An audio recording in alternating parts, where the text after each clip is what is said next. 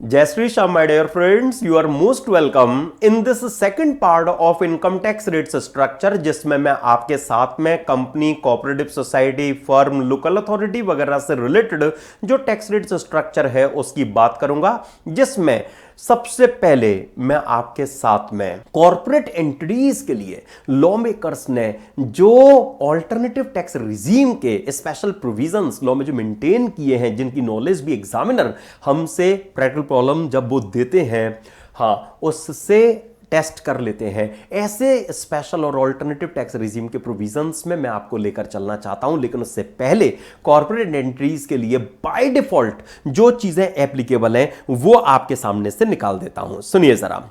तो कंपनीज के केस में बाय डिफॉल्ट मतलब कुछ ऑप्ट करने की जरूरत नहीं है। बाय डिफॉल्ट जो लगेगा टैक्स रेट वगैरह वो क्या है देखेंगे हम। हमारी एसएससी क्या डोमेस्टिक कंपनी है? सर हमारी एसएससी डोमेस्टिक कंपनी है। ओके, तो हम चेक करेंगे क्या कि हमारे एग्जाम के लिए relevant previous year, that is previous year 24-25 है ना।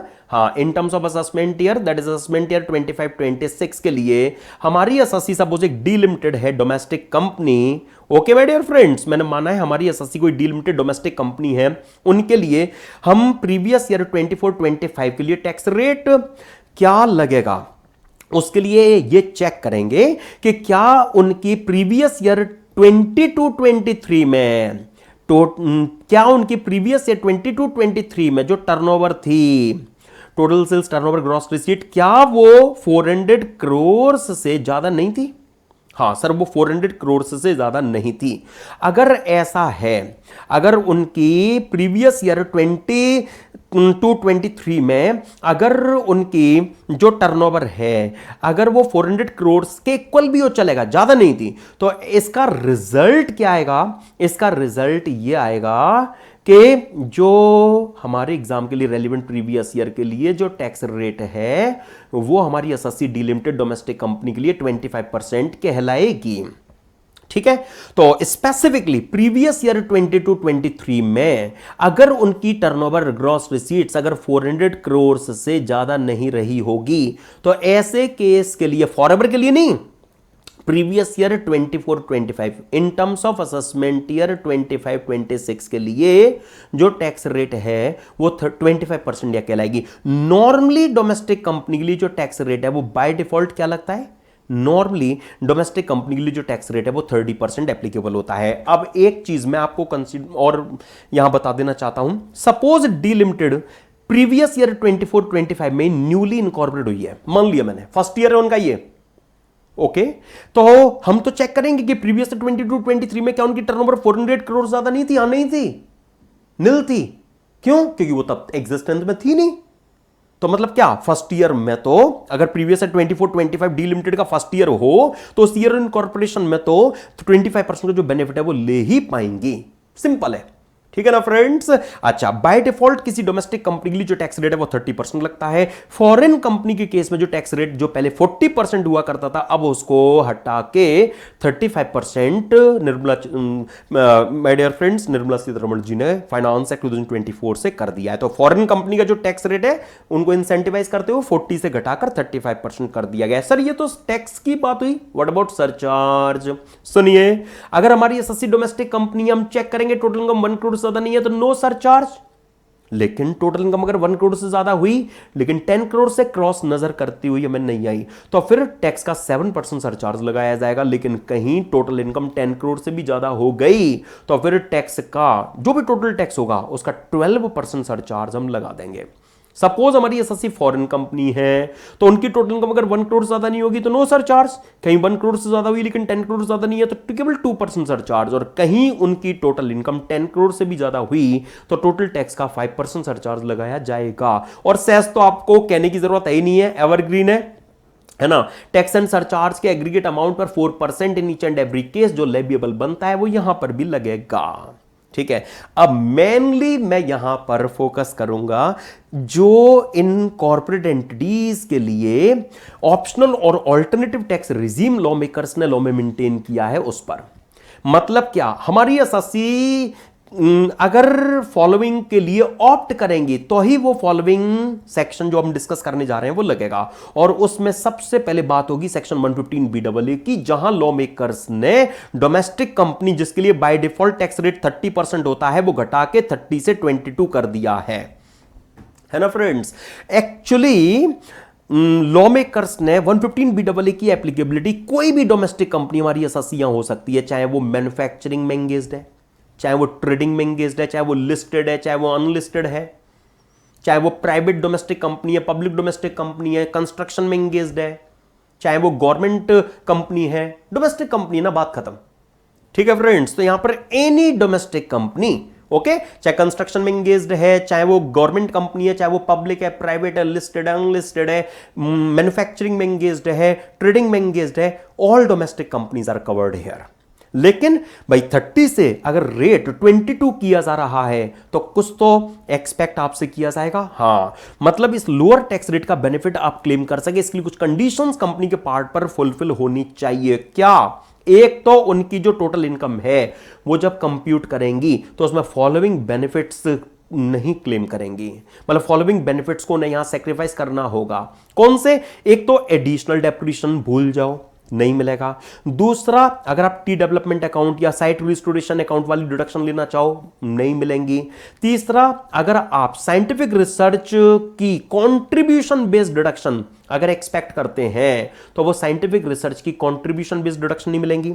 इसी तरह से एक वो पार्ट सेक्शन 35 का जिसका कोई प्रैक्टिकल यूज नहीं है लेकिन फिर भी बता देता हूं आपको, सेक्शन 35 में कभी सबसेक्शन 2A भी एक लाया गया था। बेसिकली ऐसी इंडियन कंपनी जो मैन्युफैक्चरिंग के बिजनेस में एंगेज्ड हो और जो in house research and development facility maintain करे, जो लाइक खुद साइंटिफिक लेबोरेटरी अपनी बनाए, है ना, in house research and development facility, मतलब जिनकी खुद की साइंटिफिक लैब हो, ठीक है, उनको in house research and development facility के मेंटेन किए जाने पर प्रेस्क्राइब्ड अथॉरिटी के द्वारा अप्रूव्ड रिसर्च फैसिलिटी के द्वारा ऑपरेट किए जाने पर उनको उनके उस in house research and development facility पर जो वो खर्चा करेंगी लैंड एंड बिल्डिंग की कॉस्ट को छोड़कर बाकी एक्सपेंस की 200% की डबल की डिडक्शन मिलेगी। ऐसा लॉ लाया गया था कभी, फिर उसको घटा के 150 कर दिया और अब तो 100% पर ला दिया। तो 100% ऑफ एक्सपेंस की डिडक्शन तो हमें सेक्शन 35 में नॉर्मली मिल जाती है, इसलिए सबसेक्शन 2AB का कोई खास यूज नहीं रहा है। इसका तब यूज था जब यहां वेटेड डिडक्शन हुआ करती थी, लेकिन फिर भी रेफरेंस यूज हो रहा है इसलिए मैंने यहां पर मेंशन कर दिया है। तो अगर हमारी SSC domestic company scientific research expense की 35 2AB में या कंट्रीब्यूशन बेस्ड डिडक्शन जो मिलती है 35(1)(2) से 2AA में, वो नहीं ले पाएंगी। लेकिन मैं फिर यहां हाईलाइट करूंगा कि 35(1)(1) में revenue expenditure on scientific research या 35(1)(4) में जो capital expenditure on scientific research की डिडक्शन जो मिलती है वो रास्ते तो खुले हुए हैं, वो बैन नहीं किए गए हैं। ये 115 BSE में मैं आपको हाईलाइट कर चुका हूं। ओके, इसके अलावा वो 35 AD वाली जो इन्वेस्टमेंट बेस्ड डिडक्शन है भूल जाओ आप। सेक्शन 35 CCC में एग्रीकल्चर एक्सटेंशन प्रोजेक्ट की जो डिडक्शन मिलती है और कंपनी एसएससी को स्पेशली स्किल डेवलपमेंट प्रोजेक्ट के पर किए गए खर्चे की 35 CCD में जो डिडक्शन मिलती है वो छोड़नी पड़ेगी। सर ये 35 CCD 115 BSE में तो नहीं था क्योंकि जरूरत नहीं थी, क्योंकि ये केवल कंपनी के लिए है, राइट? अच्छा, उनके लिए भी बैन कर दिया। देन 80C से 80U और 10AA को भी हम यहां बैन कर रहे हैं। एंड यहां पर लॉ मेकर्स ने कुछ एक्सेप्शंस 80C से 80U में मेंटेन किए कि आप 80JJAA की डिडक्शन एंजॉय कर सकते हैं, आप 80LA की डिडक्शन एंजॉय कर सकते हैं, और एक सेक्शन 80M मैं आपके साथ डिस्कस करूंगा माय डियर फ्रेंड, जहां पर इंटर कॉर्पोरेट डिविडेंड की डिडक्शन मिलती है। यस माय डियर फ्रेंड्स, जहां इंटर कॉर्पोरेट डिविडेंड की जो डिडक्शन है वो मिल जाती है। मतलब क्या कि हमारी एसएससी जैसे कोई डी लिमिटेड ने किसी अनदर डोमेस्टिक कंपनी से कोई डिविडेंड की इनकम प्रीवियस ईयर में रिसीव की और प्रीवियस ईयर के क्लोज हो जाने के बाद रिटर्न फाइलिंग ड्यू डेट से 1 मंथ प्रायर, मतलब प्रीवियस ईयर के बाद में 30 सितंबर तक उन्होंने भी अपने शेयर होल्डर को आगे डिविडेंड बांट दिया। सपोज उन्हें डिविडेंड मिला था 20 लाख का, उन्होंने भी अपने शेयर होल्डर को आगे डिविडेंड बांट दिया 15 लाख का, तो उस 20 लाख के रिसीव्ड डिविडेंड में से 15 लाख रुपीस की वो 80M में डिडक्शन अगेंस्ट जीटीआई ले सकेंगी। ओके, ये शॉर्ट में मैंने बात आपके सामने भी रखी है। तो 80M में इंटर कॉर्पोरेट डिविडेंड, हमारी एसएससी कंपनी को डिविडेंड की इनकम हुई और उन्होंने भी प्रीवियस ईयर के क्लोज होने के बाद में 30 सितंबर तक अपने शेयर होल्डर में भी आगे डिविडेंड बांटा। ओके, तो उन्होंने जितना डिविडेंड बांटा, हाँ वो डिविडेंड चेक किया जाता है और उन्हें कितना डिविडेंड मिला, 20 लैक्स मिला, उसमें से 15 लैक्स बांटा तो 15 लैक्स की डिडक्शन मिलेगी। ओके, 25 लैक्स बांट दिया, 20 लैक्स मिला था, 5 लैक्स अपना मिलाकर 25 लैक्स बांट दिया, तो जितनी इनकम हुई थी 20 लैक्स की उतनी जीटीआई में इंक्लूड होगी, उतने की डिडक्शन मिलेगी। ये सारी बातें एटीएम में आपको फुल फ्लेज्ड वे में नजर आएंगी। तो अभी केवल इतना कंसीडरेशन में ले लीजिए, कितना कि 115BAA में फॉल करने वाली जो एसएससी कंपनी है वो एक्चुअली ये 3 डिडक्शन है वो 115BAA में होने के बावजूद भी एंजॉय कर सकेंगी। कौन सी 3 डिडक्शन है? तो फ्रेंड्स 80JJAA, 80M और 80LA। ओके, ये 3 डिडक्शन है जो वो 115BAA में भी एंजॉय कर सकेंगी। अब देखिए फ्रेंड्स, हमारी एसएससी कंपनी जैसे हम अपने एग्जाम के लिए रेलिवेंट प्रीवियस ईयर 24-25 का यहां केस बना रहे हैं। इस प्रीवियस ईयर 24-25 में हमारी एसएससी कंपनी को ये लिस्ट में जो दिखाए गए सेक्शंस हैं, इस लिस्ट में दिखाए गए ये जो सेक्शंस हैं, इन सेक्शंस की क्या कोई डिडक्शन मिल पाएगी? नहीं मिल पाएगी। ओके, लेकिन सपोज अर्लियर ईयर में जब वो इस सेक्शन में नहीं थी, मान लेते प्रीवियस ईयर 22-23 में जब वो इस सेक्शन में नहीं थी, तब उन्होंने 35 AD में डिडक्शन ली थी, इनकम उतनी थी नहीं, तो लॉस आ गया।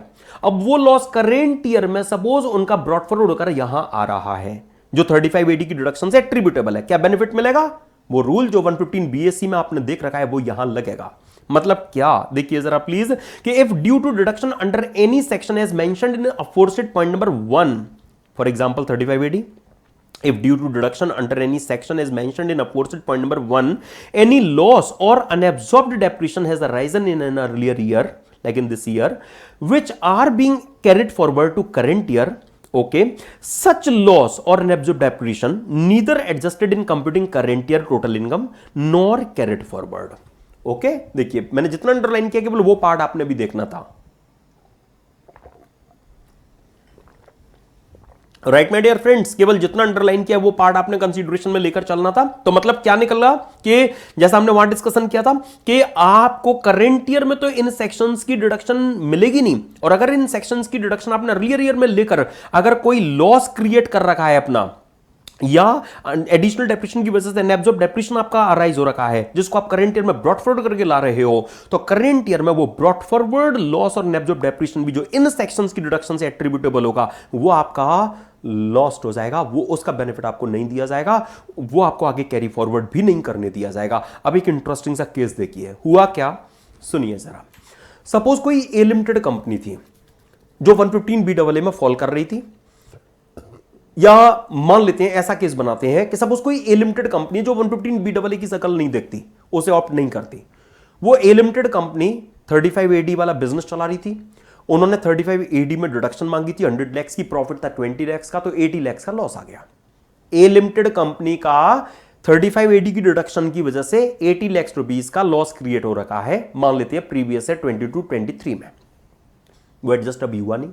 अब आ गया करेंट ईयर, मान लेते हैं प्रीवियस है 24-25, मैंने मान लिया बीच वाले ईयर में भी न्यूट्रल पर थी चीजें, एडजस्ट हुआ नहीं। उस ए लिमिटेड का 80 लैक्स का 35 AD की डिडक्शन की वजह से लॉस करेंट ईयर 24-25 में ब्रॉडफोर्ड होकर आ गया। अब करेंट ईयर में ए लिमिटेड कंपनी हमारी एसएससी है, कोई बी लिमिटेड उसके साथ मर्ज हो गई।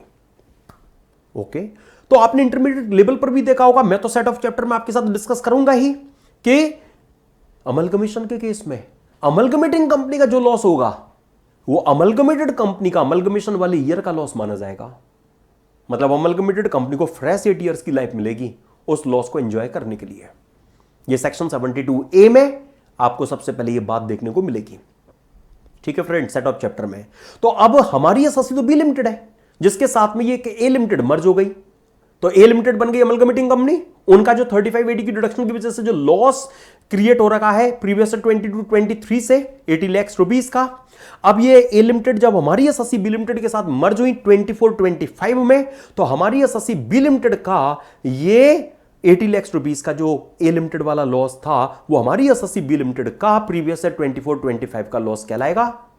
तो हमारी एसएससी बी लिमिटेड कहेगी कि ये 80 लैक्स रुपीस का लॉस जो होगा 35 AD की डिडक्शन की वजह से, लेकिन मैंने तो क्लेम नहीं की ना, ए लिमिटेड ने क्लेम की थी, मैंने तो क्लेम नहीं की ना, तो मुझे तो इसका बेनिफिट दीजिए।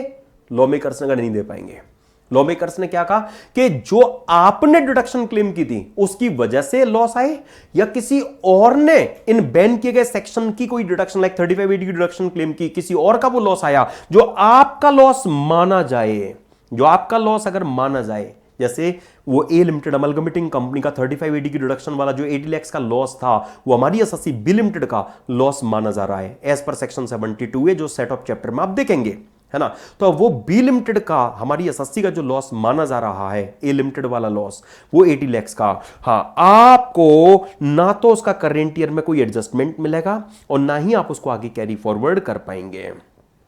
मतलब पॉइंट क्लियर होना चाहिए आपको कि लॉ मेकर्स इन सेक्शंस की डिडक्शन की वजह से, चाहे सेम एसएससी का अर्लियर ईयर का कोई लॉस क्रिएट हो रखा है या किसी और का भी अगर कोई लॉस क्रिएट हो रखा है जो आपका लॉस माना जा रहा है, हम आपके उस माने जाने वाले लॉस को भी जो इन सेक्शंस की डिडक्शन से एट्रीब्यूटेबल है उसका बेनिफिट आपको नहीं दे पाएंगे। That's it, nothing else. Okay friends, अच्छा, अब लॉ मेकर्स ने इन कंडीशंस के साथ बेनिफिट देने की बात की, सुनिए जरा। अभी आपको आगे ये देखने को मिलेगा कि SSC domestic company 115 BAA enjoy करना चाहती है तो उसको राइटिंग में ऑप्शन एक्सरसाइज करना होगा। उसने ऑप्शन एक्सरसाइज कर लिया, 2-4 साल उन्होंने डिडक्शन नहीं भी ली, बिल्कुल कंप्लायंस दी, 115 BAA का लोअर टैक्स रेट का बेनिफिट एंजॉय भी कर रही है, कुछ गलत नहीं हो रहा। बाद में क्या हुआ, किसी ईयर में उन्होंने 115 BAA का लोअर टैक्स रेट भी शो कर रही है और डिडक्शन भी ले रही है, मतलब कंडीशन का वायलेशन कर रही है। तो बस प्रोस्पेक्टिव इफेक्ट से बेनिफिट आपसे छीन लिया जाएगा, मतलब इस सेक्शन से आपको बाहर कर दिया जाएगा। तो अगर किसी प्रीवियस ईयर में अगर आपने एफोर्स्ड कंडीशन का अगर वायलेशन किया, मतलब डिडक्शन बैन किए गए सेक्शन में क्लेम करना स्टार्ट कर दी, तो उसी ईयर से आपको 115 BAA के प्रोविजन नहीं लगेंगे, ना उस ईयर में ना आगे के किसी ईयर में। ये लॉ मेकर्स ने जो कॉन्सिक्वेंस हम जिसको कह सकते हैं वो यहां पर रखा है। ओके, जो इजी फॉर्म में आपको यहां पर दे दिया गया है कि अगर आपने फोर्स्ड कंडीशन का वायलेशन किया, the option exercise in this section shall become invalid in respect of such year of violation and all subsequent year. So 115 BAA से बात खत्म। लेकिन हमारी एसएससी कंपनी तो बड़ी अच्छी कंपनी है, कोई वायलेशन नहीं करती है, 115 BAA ऑप्ट कर लिया है, तो बस आपसे पूछा जा रहा है कि आप उनकी टैक्स लायबिलिटी निकालिए। तो सर हम कैसे उनकी टोटल इनकम पर टैक्स लायबिलिटी निकालेंगे? बहुत आसान है, स्पेशल इनकम उनकी टोटल इनकम में जो इंक्लूडेड होंगी उन पर स्पेशल रेट लगा देंगे, बात खत्म, है ना। जो स्पेशल इनकम इनकी टोटल इनकम इंक्लूडेड होंगी उन पर तो स्पेशल रेट जो भी रिस्पेक्टिव सेक्शन का होगा वो यहां लगा देंगे। जैसे लॉटरी इनकम है तो 30%, है ना फ्रेंड्स। और जो अदर इनकम बचेंगी, अब ध्यान से सुनिए, अदर इनकम की जो यहां बात हो रही है ना, यहां अदर इनकम में जैसे उनकी बिजनेस इनकम हो गई, है ना, हाउस प्रॉपर्टी की इनकम हो गई, उनकी जो भी अदर सोर्सेज की इनकम होगी, मतलब जो भी उनकी अदर इनकम है, right, not only business income, बल्कि जो भी स्पेशल इनकम को हटा के बची हुई बैलेंस फिगर है उस पर 22% का जो रिड्यूस्ड रेट है वो अप्लाई कर दिया जाएगा। सर सरचार्ज का क्या करें? 7 और 12 वाले स्लैब चलेंगे? नहीं, यहां पर irrespective of your total income, आपकी टोटल इनकम चाहे कितनी भी क्यों ना हो, आपका जो टोटल इनकम पर टैक्स आया उस पर 10% फ्लैट सरचार्ज लगेगा। यानी ये 1 करोड़ का थ्रेशोल्ड, और सेस कहने की तो जरूरत ही नहीं है, वो तो 4% एवरग्रीन है, टैक्स एंड सरचार्ज के एग्रीगेट पर जो लगता है वो यहां भी लगेगा, बात खत्म। And law makers my dear friends previous year 1920 से ये सेक्शन लॉ में ले आए। ओके, तो उन्होंने क्या कहा कि हम तो देखो भाई previous year 1920 in terms of assessment year 22-21 से ये सेक्शन ले आए हैं। अब आप इस साल या इसका बाद का कोई भी साल, जिस भी साल में आपका मन भरे, आप उस साल की रिटर्न फाइलिंग की ड्यू डेट पर या उससे पहले प्रेस्क्राइब्ड मैनर में इस सेक्शन का जो ऑप्शन है वो एक्सरसाइज कर लीजिए, तो आपको 22% का जो लोअर टैक्स रेट का बेनिफिट है वो मिल जाएगा। ठीक है फ्रेंड्स, अब आपको नॉलेज पॉइंट व्यू से बता दूं, इसके लिए जो प्रेस्क्रिप्शन है वो फॉर्म 10IC है। फॉर्म 10IC आपको रिटर्न फाइलिंग ड्यू डेट पर या उससे पहले अपलोड करना है कि हम 115 BAA में आना चाहते हैं, तो आप आ जाएंगे। और एक बार आपने ऑप्शन एक्सरसाइज कर दिया तो आप उसे neither same nor for any other year withdraw नहीं कर सकते, है ना, वो फाइनल होकर रह जाएगा। फिर आपको 115 BAA में ही आपके लिए जो टैक्स कंप्यूटेशन है वो की जाएगी। हाँ, क्लाइंट को अगर दिक्कत हो रही है 115 BAA से तो कोई चिंता नहीं है, आप बेनिफिट विड्रॉ करना, आपका केस यहां आ जाएगा, बाय डिफॉल्ट आप 115 BAA से बाहर हो जाओगे। तो प्लानिंग इस तरह से इजीली हो सकती है, कोई दिक्कत नहीं है इसमें, ठीक है ना फ्रेंड्स। तो लॉ मेकर्स ने कह दिया कि भैया एक बार कमिटमेंट कर दी तो आप तोड़ोगे नहीं उसे, फिर आप पर यही सेक्शन लगेगा। हम कहेंगे कैसे लगेगा, लगा कर दिखाओ, हम तो बेनिफिट विड्रॉ कर, हम तो यहां डिडक्शन लेना स्टार्ट कर देंगे, तो आप खुद हमें यहां पर ले आओगे और इस सेक्शन से बाहर कर दोगे जो हम चाहते हैं, ठीक है। अब जैसे 115 BAA में आपने देखा था ना कि 115 BAA वाले, जैसे आपने 115 BAC में भी थोड़ी देर पहले देखा था ना इंडिविजुअल वगैरह के केस में कि AMT नहीं लगता, वैसे ही अब कंपनी की बात हो रही है तो उन पर मैट नहीं लगेगा, बात खत्म। हाँ, तो माय डियर फ्रेंड्स, जो हमारी एसएससी कंपनी यहां है जिन्होंने 115 BAA का ऑप्शन एक्सरसाइज कर लिया, उन पर मिनिमम ऑल्टरनेटिव टैक्स के प्रोविजन जो मैं इन टोटलिटी आपके साथ 115 JB में डिस्कस करूंगा, उनको नॉन एप्लीकेबल बना दिया है। जैसे AMT के साथ AMT क्रेडिट है, वैसे मैट के साथ मैट क्रेडिट है। तो जब मैट नहीं लग रहा तो मैट क्रेडिट की उम्मीद मत रखना, मतलब मैट क्रेडिट के प्रोविजन नहीं लगेंगे, जो भी अनअवेल्ड मैट क्रेडिट है वो लैप्स कर जाएगा, उसका बेनिफिट नहीं दिया जाएगा। आप अपनी क्लाइंट कंपनी को कैसे एडवाइस दोगे कि देखो जी, आपके पास में आप कह रहे हो कि खूब सारा आपने मैट पहले भर रखा है ना, जिसका आपको क्रेडिट मिलना है। मैं डिस्कस करूंगा 115 JAA आपके साथ में, जहां 15 ईयर्स मिलते हैं आपको मैट क्रेडिट लेने के लिए, वो भी नहीं निकले, और आपकी क्लाइंट कंपनी के पास में खूब सारा मैट उन्होंने भर रखा है जिसका मैट क्रेडिट उन्हें मिलना है, तो आप अपनी एसएससी कंपनी को क्या कहोगे? आप क्लाइंट कंपनी को यही कहोगे कि 115 BAA की ट्रेन कोई प्लेटफॉर्म पर तो लगी नहीं है, जो अभी नहीं पकड़ी तो छूटी जाएगी। अभी पहले काम करते हैं, जो भी हमारे अनअवेल्ड मैट क्रेडिट का अमाउंट पड़ा हुआ है उसको अवेल कर लेते हैं, 2-4 साल में अवेल हो जाएगा, ठीक है। उसके बाद चलेंगे 115 BAA में, क्योंकि 115 BAA की ट्रेन कोई प्लेटफॉर्म पर तो लगी नहीं है जो अभी छूट जाएगी। वो क्या कहता है कि हम तो एक बार ये सेक्शन ले आए हैं, अब आपका जिस प्रीवियस ईयर में, एनी प्रीवियस ईयर, जिस प्रीवियस ईयर में मन भरे उस ईयर की रिटर्न फाइलिंग ड्यू डेट तक आप इस ऑप्शन को एक्सरसाइज कर लें। तो इस तरह से आप अपने अनवेल्ड मैट क्रेडिट वगैरह को आगे अवेल कर लेने के बाद भी इस सेक्शन में एंटर कर सकते, कोई दिक्कत नहीं है। ओके, चलिए अब मैं आपको ले आया फ्रेंड्स, कॉर्पोरेट्स के लिए लॉ मेकर्स ने जो एक और स्पेशल एफर्ट यहां प्लेस किया है, दैट इज सेक्शन 115 BAB में। यहां तो डोमेस्टिक कंपनी जिनके लिए टैक्स रेट आपको पता है नॉर्मली 30% होती है, वो हाफ कर दी गई है, 15% कर दी गई है। यस माय डियर फ्रेंड्स, तो 115 BAB में जहां एलिजिबल एसएससी तो आपको पता है डोमेस्टिक कंपनी ही है, रेट यहां पर 30 जो डोमेस्टिक कंपनी के लिए नॉर्मली रेट रहा है उसको हाफ 15 कर दिया गया है।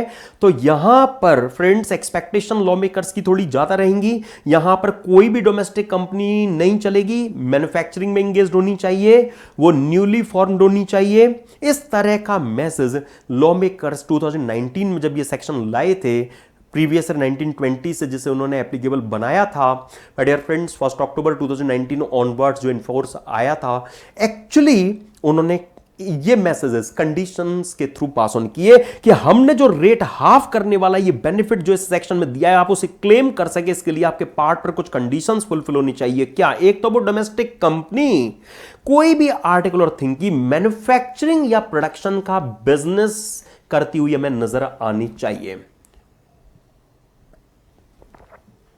अब यहां लिखा है एनी आर्टिकल और थिंग, चाहे आप टोबैको प्रोडक्ट बनाओ, चाहे आप लिकर बनाओ, any product of article thing, any product मतलब आप एनी आर्टिकल और थिंग प्रोड्यूस और मैन्युफैक्चर करो।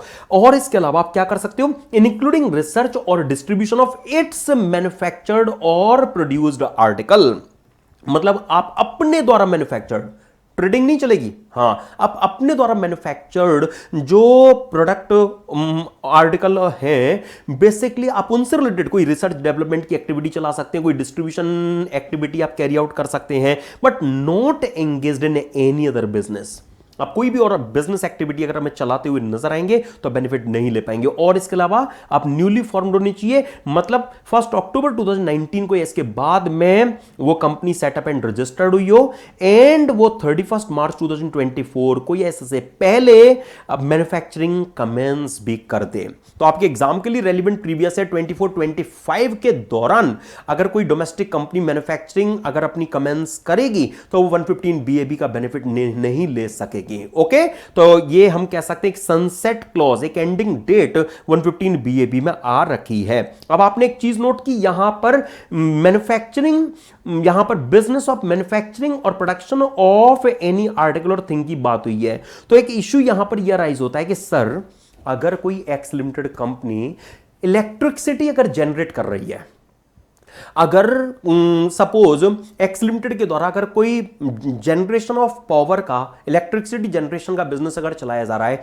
तो नॉर्मली हम ये जो इलेक्ट्रिसिटी और पावर है इसको प्रोडक्ट और आर्टिकल और थिंग में नहीं कवर करते। क्यों? क्योंकि ये टचेबल नहीं है। ठीक है, सिंपली स्पीकिंग आपको पता है। तो जनरेशन ऑफ इलेक्ट्रिसिटी का जो केस है वो प्रोडक्शन और मैन्युफैक्चरिंग ऑफ आर्टिकल और थिंग में नॉर्मली नहीं आता, until and unless something specifically given otherwise।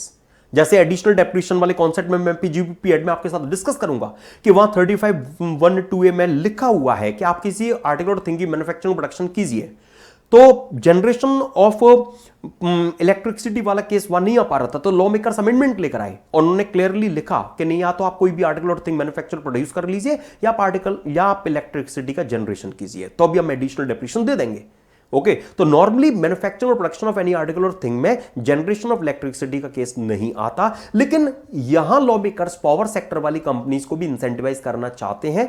Actually उन्होंने स्पेसिफिकली यहां पर कह रखा है क्या कि ये जो बात की जा रही है बिजनेस ऑफ मैन्युफैक्चर और प्रोडक्शन ऑफ एनी आर्टिकल और thing, that includes generation of electricity. Okay, इसमें हम इलेक्ट्रिसिटी जनरेशन वाला केस मतलब पावर सेक्टर वाली कंपनी को कवर कर रहे हैं, जनरेशन ऑफ इलेक्ट्रिसिटी का केस यहां कवर कर रहे हैं, बट डजंट इंक्लूड। अब यहां पर कुछ एक्सक्लूजन्स है फ्रेंड्स। हाँ, तो जो भी एक्सक्लूजन्स है इंप्लाइड है कि उन केसेस में 115 बीए भी नहीं लगेगा। पहले तो ये क्लियर हो जाना चाहिए, क्योंकि पहली कंडीशन ही फुलफिल नजर नहीं आएगी, है ना। तो उन केसेस में 115 बीए भी नहीं लगेगा, पक्की बात है। सर कौन से केसेस हैं?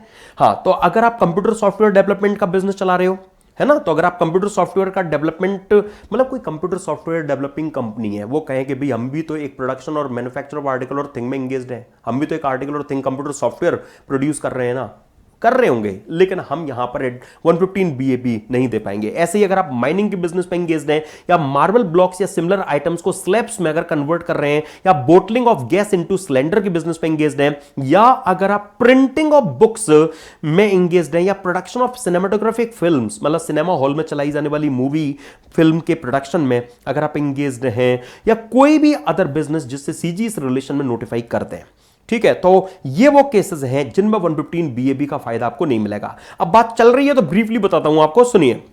ये जो प्रिंटिंग ऑफ बुक्स वाला जो एरिया है, इस रिलेशन में कुछ बताता हूं आपको, सुनिए। प्रिंटिंग ऑफ बुक मतलब कोई जैसे पब्लिशर है, वो बुक्स पब्लिश कर रहे हैं, तो हाँ डेफिनेटली वो एक आर्टिकल और थिंग मैन्युफैक्चर प्रोड्यूस कर रहे हैं, है ना, वो एक बुक पब्लिश कर रहे हैं, नई आर्टिकल और थिंग एग्जिस्टेंस में ला रहे हैं, है ना।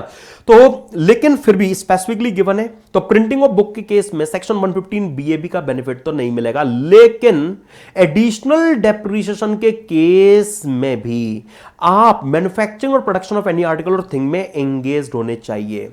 तो एडिशनल डेप्रिसिएशन के रिस्पेक्ट में जब बोर्ड के सामने ये बात गई कि क्या प्रिंटिंग ऑफ बुक्स का केस एडिशनल डेप्रिसिएशन के लिए मैन्युफैक्चर और प्रोडक्शन ऑफ आर्टिकल और थिंग में आएगा, तो बोर्ड ने कहा yes. For additional depreciation my dear friends, ये for additional depreciation printing of books manufacturing और प्रोडक्शन ऑफ आर्टिकल और थिंग क्लैरिफाई किया गया है एडिशनल डेप्रिसिएशन के लिए, ठीक है। मतलब इस केस में बोर्ड के द्वारा my dear friends, central board of direct taxes के द्वारा एक सर्कुलर इशू करके ये जो प्रिंटिंग ऑफ बुक्स वाला जो केस है, ये मैन्युफैक्चरिंग और प्रोडक्शन ऑफ आर्टिकल और थिंग की तरह क्लैरिफाई किया गया है। इसका मतलब क्या निकल कर आएगा कि प्रिंटिंग ऑफ बुक्स में अगर कोई कंपनी एंगेज है फॉर एग्जांपल, तो वो 115 बीए भी तो एंजॉय नहीं कर पाएगी, लेकिन वो जब नॉर्मल प्रोविजन से जब उनका टैक्स वगैरह निकालने के लिए टोटल इनकम निकाली जा रही होगी, तो उन्हें प्रिंटिंग ऑफ बुक्स के केस में जो एडिशनल डेप्रिसिएशन का बेनिफिट है वो यहां पर मिल जाएगा। ओके, तो इसका रिजल्ट यही आएगा कि एडिशनल डेप्रिसिएशन का जो बेनिफिट है वो मिल जाएगा। राइट, तो 115 बीएबी तो गया, तो 115 बीएबी नहीं लग रहा, तो एडिशनल डेप्रिसिएशन का रेस्ट्रिक्शन भी खत्म हो गया। और एडिशनल डेप्रिसिएशन जिसके लिए किसी आर्टिकल और थिंग की मैन्युफैक्चरिंग प्रोडक्शन में आप एंगेज होनी चाहिए, तो वो मैन्युफैक्चरिंग प्रोडक्शन में एंगेज्ड आर्टिकल में आप ट्रीट किए जाएंगे, ऐसा बोर्ड ने, central board of direct taxes ने क्लैरिफाई कर रखा है। ओके, आइए जरा अब हम 115 बीएबी में जहां लॉ मेकर्स ने रेट को हाफ कर रखा है वहां पर मैन्युफैक्चरिंग बिजनेस की condition, new setup and newly commencement of manufacturing business की कंडीशन के अलावा यहां किस तरह की कंडीशन और अटैच कर रखी है वो जरा देखते जाइए कि जब आप 115 बीएबी में टैक्स लायबिलिटी के लिए टोटल इनकम कंप्यूट कर रहे होंगे तो फॉलोइंग बेनिफिट्स हमें क्लेम करते हुए नजर नहीं आने चाहिए। क्या है? ऑलमोस्ट 115 BAA वाले, जैसे देखिए वही एडिशनल डेप्यूटेशन है ना, tea development account site restoration वाली, वही my dear friend scientific research की जो कंट्रीब्यूशन बेस्ड डिडक्शन ब्रॉडली, जो इन्वेस्टमेंट लिंक डिडक्शन, या वही agriculture extension project skill development project वाली 80C से TO 10AA वाली। एक्सेप्शंस 115 BAA में 3 थे और यहां 2 हैं, यहां पर 80JJAA and 80M। Sir 80LA नहीं है, जरूरत ही नहीं है। 80LA के लिए आप SEZ में आने चाहिए और SEZ में मैन्युफैक्चरिंग प्रोडक्शन अलाउड नहीं है। ओके, और आप 115 BAB में तो आपका केवल मैन्युफैक्चरिंग बिजनेस होगा, कोई और बिजनेस होना नहीं चाहिए, इसलिए 80LA पॉसिबल ही नहीं है, इसलिए 80LA की यहां जरूरत नहीं थी, इसलिए आउट किया नहीं है लॉ मेकर्स ने। राइट ना फ्रेंड्स, इसका मतलब क्या कि आप 80LA यहां नहीं मिलेगा क्योंकि एक्सक्लूड किया नहीं है, और प्रैक्टिकली अदरवाइज भी नहीं मिलेगा क्योंकि 80LA के लिए SEZ का बिजनेस होना चाहिए और यहां पर मैन्युफैक्चरिंग बिजनेस की जरूरत है, कोई और बिजनेस नहीं होना चाहिए, और SEZ में आप मैन्युफैक्चरिंग बिजनेस नहीं चला सकते। 80LA के, एक मिनट, 80LA के लिए माय डियर फ्रेंड्स आप IFSC में देखिए, मैं जब बात चल रही है तो ब्रीफली आपके सामने यहां पर ये रखना चाहता हूं। 80LA के लिए 2 चीजें चाहिए, मतलब 2 केस में ये 80LA मिलता है, डिडक्शन चैप्टर में आप देखेंगे, या तो आपका SEZ में बैंकिंग बिजनेस हो, ठीक है, तब 80LA मिलता है, SEZ में बैंकिंग बिजनेस हो, या आपकी IFSC में यूनिट लोकेटेड हो, ठीक है, राइट। अब यहां पर 115 BAB में बैंकिंग बिजनेस पॉसिबल ही नहीं है, और 80LA में दूसरा केस बच गया IFSC का, इंटरनेशनल फाइनेंशियल सर्विस सेंटर, वहां मैन्युफैक्चरिंग चल नहीं सकती है ना, वहां पर तो कैपिटल मार्केट सेक्टर की एंटिटीज, बैंकिंग इंश्योरेंस सेक्टर की एंटिटीज वगैरह ही एंटर कर सकती हैं, इसलिए इफेक्टिवली ये कहा जा सकता है कि 80LA के एक्सेप्शन की जरूरत नहीं थी क्योंकि वो मिलना ही नहीं है, वैसे नहीं मिलना तो एक्सक्लूड करने की जरूरत नहीं थी, इसलिए एक्सेप्शन नहीं है, बात खत्म। और फिर वही बात माय डियर फ्रेंड सुनिए, हम आपको रेलिवेंट प्रीवियस ईयर में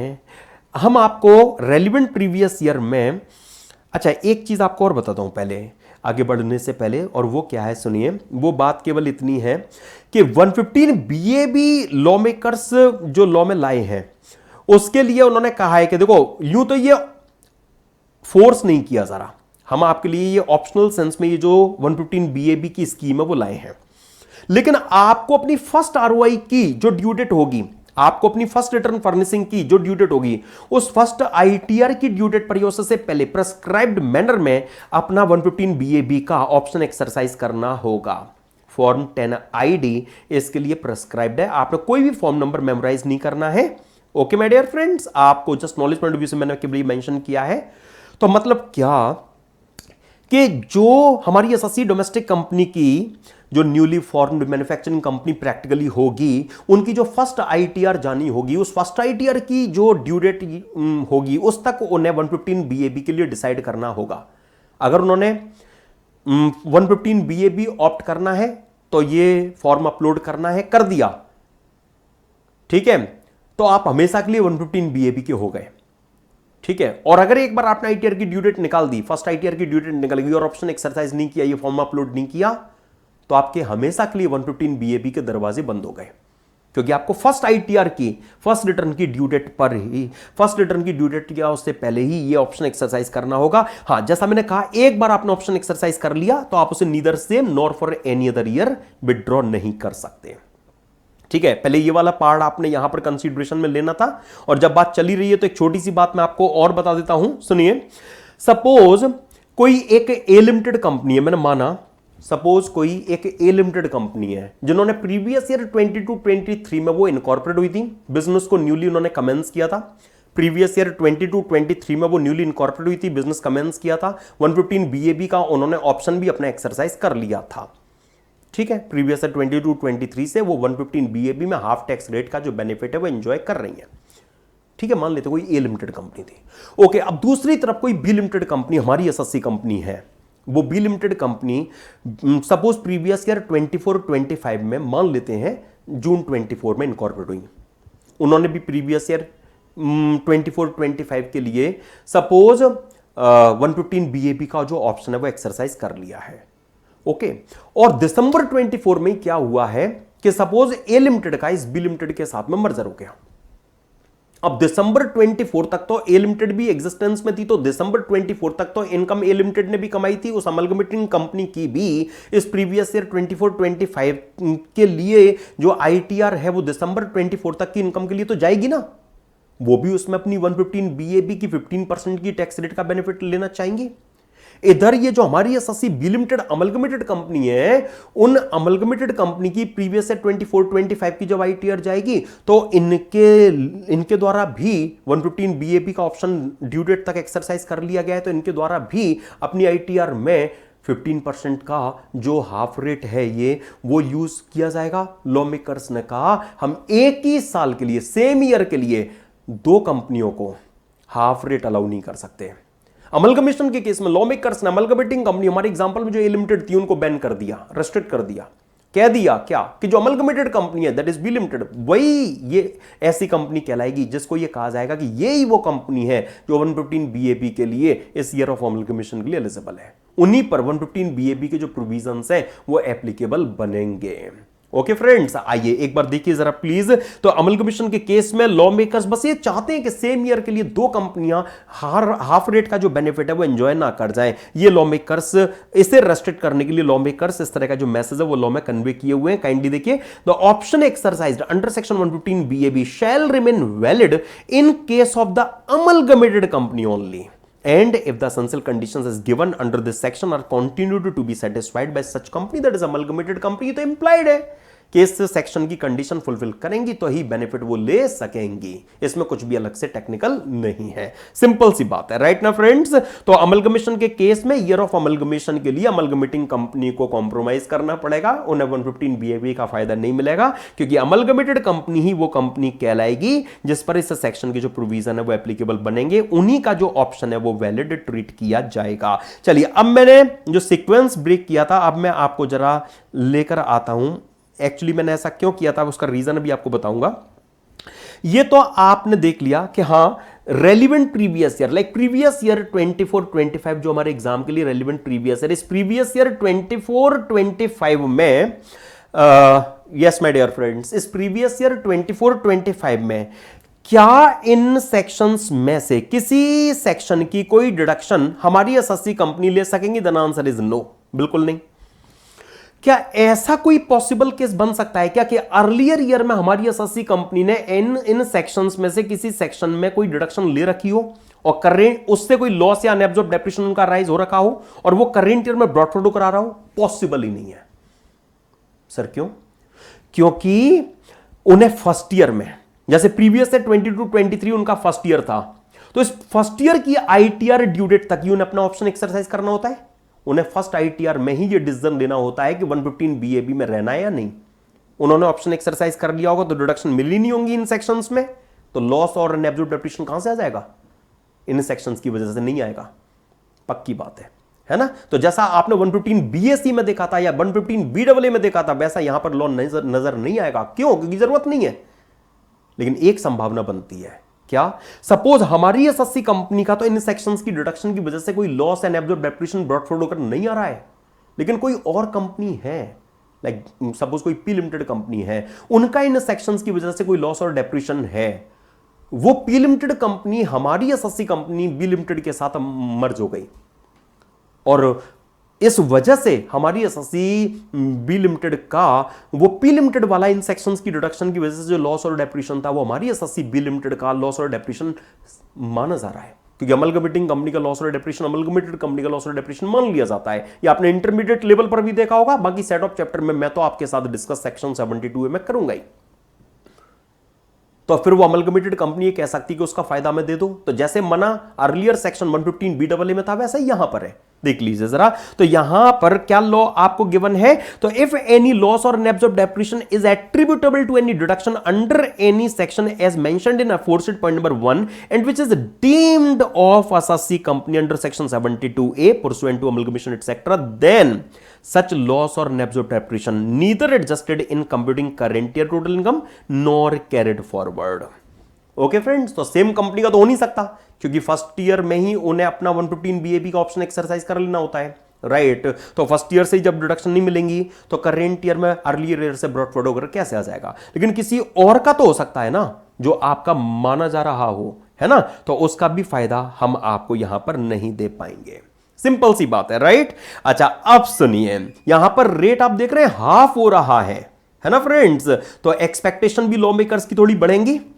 भाई डोमेस्टिक कंपनी के लिए नॉर्मली जो टैक्स रेट है वो 30% आपको पता है, अब यहां पर उसको हाफ अगर किया जा रहा है तो लॉ मेकर्स की एक्सपेक्टेशन भी थोड़ी सी बढ़े, तो उसमें कोई बुराई नहीं है। तो लॉ मेकर्स ने कंडीशंस जो दी हैं, उन कंडीशंस में, माय डियर फ्रेंड्स, उन्होंने कुछ स्पेशल कंडीशंस यहां पर और अटैच कर दी हैं, और मैं अब उन स्पेशल कंडीशंस में आपको लेकर बढ़ रहा हूं। लॉ मेकर्स ये चाहते हैं कि हमारी एसएससी डोमेस्टिक कंपनी का जो मैन्युफैक्चरिंग बिजनेस पिक्चर में आए या हो, वो उनका एब्सोल्युटली न्यू बिजनेस होना चाहिए, वो किसी एग्जिस्टिंग बिजनेस की स्प्लिटिंग अप या रिकंस्ट्रक्शन के रिजल्टेंटली फॉर्म्ड ना हुआ हो। मतलब ऐसा नहीं कि कोई ऑनगोइंग बिजनेस है, उसमें थोड़ा सा रिपेयर रिनोवेशन है, एडजस्टमेंट कर लिया और उसके बेस पर कहें कि लाओ हमें दे दो 115 BAB ना। हम चाहते हैं कि वो बिजनेस आपका एब्सोल्युटली न्यू बिजनेस होना चाहिए। आइए एक बार पहले जरा मैं ये कंडीशन आपको दिखाता हूं। देखिए, it is not formed by splitting up or reconstruction of business in existence. तो मतलब कोई एग्जिस्टिंग बिजनेस की स्प्लिटिंग अप या उसके रिकंस्ट्रक्शन के रिजल्टेंटली वो बिजनेस फॉर्म्ड नहीं होना चाहिए। जो हम आपको मैन्युफैक्चरिंग बिजनेस की बात कर रहे हैं, that must absolutely be new business. ठीक है, सिंपली स्पीकिंग। अच्छा, अब यहां पर एक छोटी सी बात आपको और बता दूं कि reconstruction is much wider term. Yes friends, इसका यूज करके जेन्युइन केस में असेसिंग ऑफिसर किसी एसएससी कंपनी के साथ में हार्डशिप क्रिएट कर सकता था। सर कैसे? देखिए ऐसे बताता हूं आपको, जिसके लिए लॉ मेकर्स ने प्रिकॉशन लिया। एक केस बनाता हूं आपके लिए, काइंडली देखिएगा। फ्रेंड्स, मानते हैं हम, हमारी जो एसएससी है ना, वो कोई सपोज एक्स लिमिटेड कंपनी है, और ये जो एक्स लिमिटेड कंपनी हम मान लेते हैं कि 1 अक्टूबर 2019 को, यस फ्रेंड्स मान लेते हैं प्रीवियस ईयर 1920 में 1 अक्टूबर 2019 को सपोज ये कंपनी इनकॉर्पोरेट हुई। ठीक है, ओके, ये फॉर्म्ड हुई, और फ्रेंड्स मान लेते हैं कि इन्होंने मैन्युफैक्चरिंग भी स्टार्ट कर दी है। ठीक है, जब इनकॉर्पोरेट हुई इमीडिएटली मैन्युफैक्चरिंग के लिए एग्जिस्टेंस में आई थी, तो मैन्युफैक्चरिंग भी इन्होंने स्टार्ट कर दी है। ओके, अब उन्होंने प्रीवियस ईयर 1920, और हम मान रहे हैं कि एक्स लिमिटेड ने 115 BAB का जो ऑप्शन है वो टाइमली एक्सरसाइज भी कर लिया है। तो प्रीवियस ईयर 1920 में उन्हें जो इनकम हुई, उन्होंने माय डियर फ्रेंड्स जो टैक्स है वो सेक्शन 115 BAB के कंसेशनल प्रोविजंस के हिसाब से, हाफ रेट के हिसाब से पे किया। हाँ, तो उन्होंने ऑप्शन टाइमली एक्सरसाइज कर लिया था, तो उन्हें उसका बेनिफिट मिला, कोई दिक्कत नहीं है। ठीक है जी। अब हुआ क्या, सपोज नेक्स्ट ईयर में मान लेते हैं कि ये कोई डेट है 1 जून 2020 की।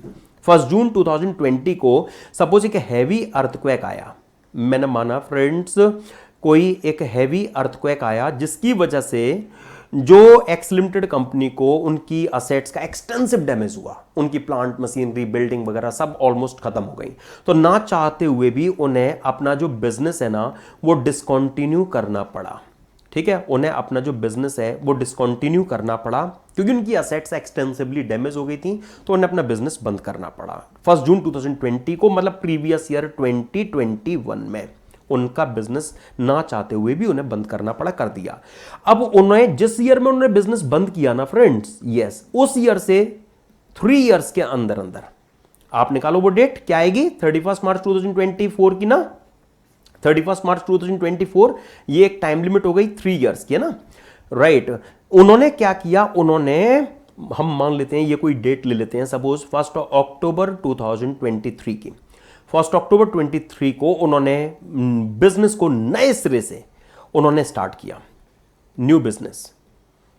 माय डियर फ्रेंड्स, उन्होंने, मतलब उनका बिजनेस में एक्सपीरियंस तो थोड़ा सा हो ही गया था, है ना, तो उन्होंने फिर से मेहनत की और उन्होंने जो बिजनेस है उसको न्यूली स्टार्ट किया, ठीक है, नए सिरे से उन्होंने अपना बिजनेस स्टार्ट किया। अब असेसिंग ऑफिसर क्या कह सकता है, वो ये कह सकता है इस केस में, देखिए ये जो आप यहां पर प्रीवियस ईयर 23-24 की अगर हम यहां पर बात करें फ्रेंड्स, यस, प्रीवियस ईयर 23-24 में, हाँ, उन्होंने जो बिजनेस है वो नए सिरे से स्टार्ट कर दिया है। तो असेसिंग ऑफिसर ये कह सकता है, देखो पहले वाला बिजनेस तो यहीं खत्म हो गया था, है ना, तो उन्होंने फिर से मेहनत की और बिजनेस को नए सिरे से खड़ा किया, इन ऑल रेस्पेक्ट वो बिजनेस न्यूली स्टार्ट हुआ।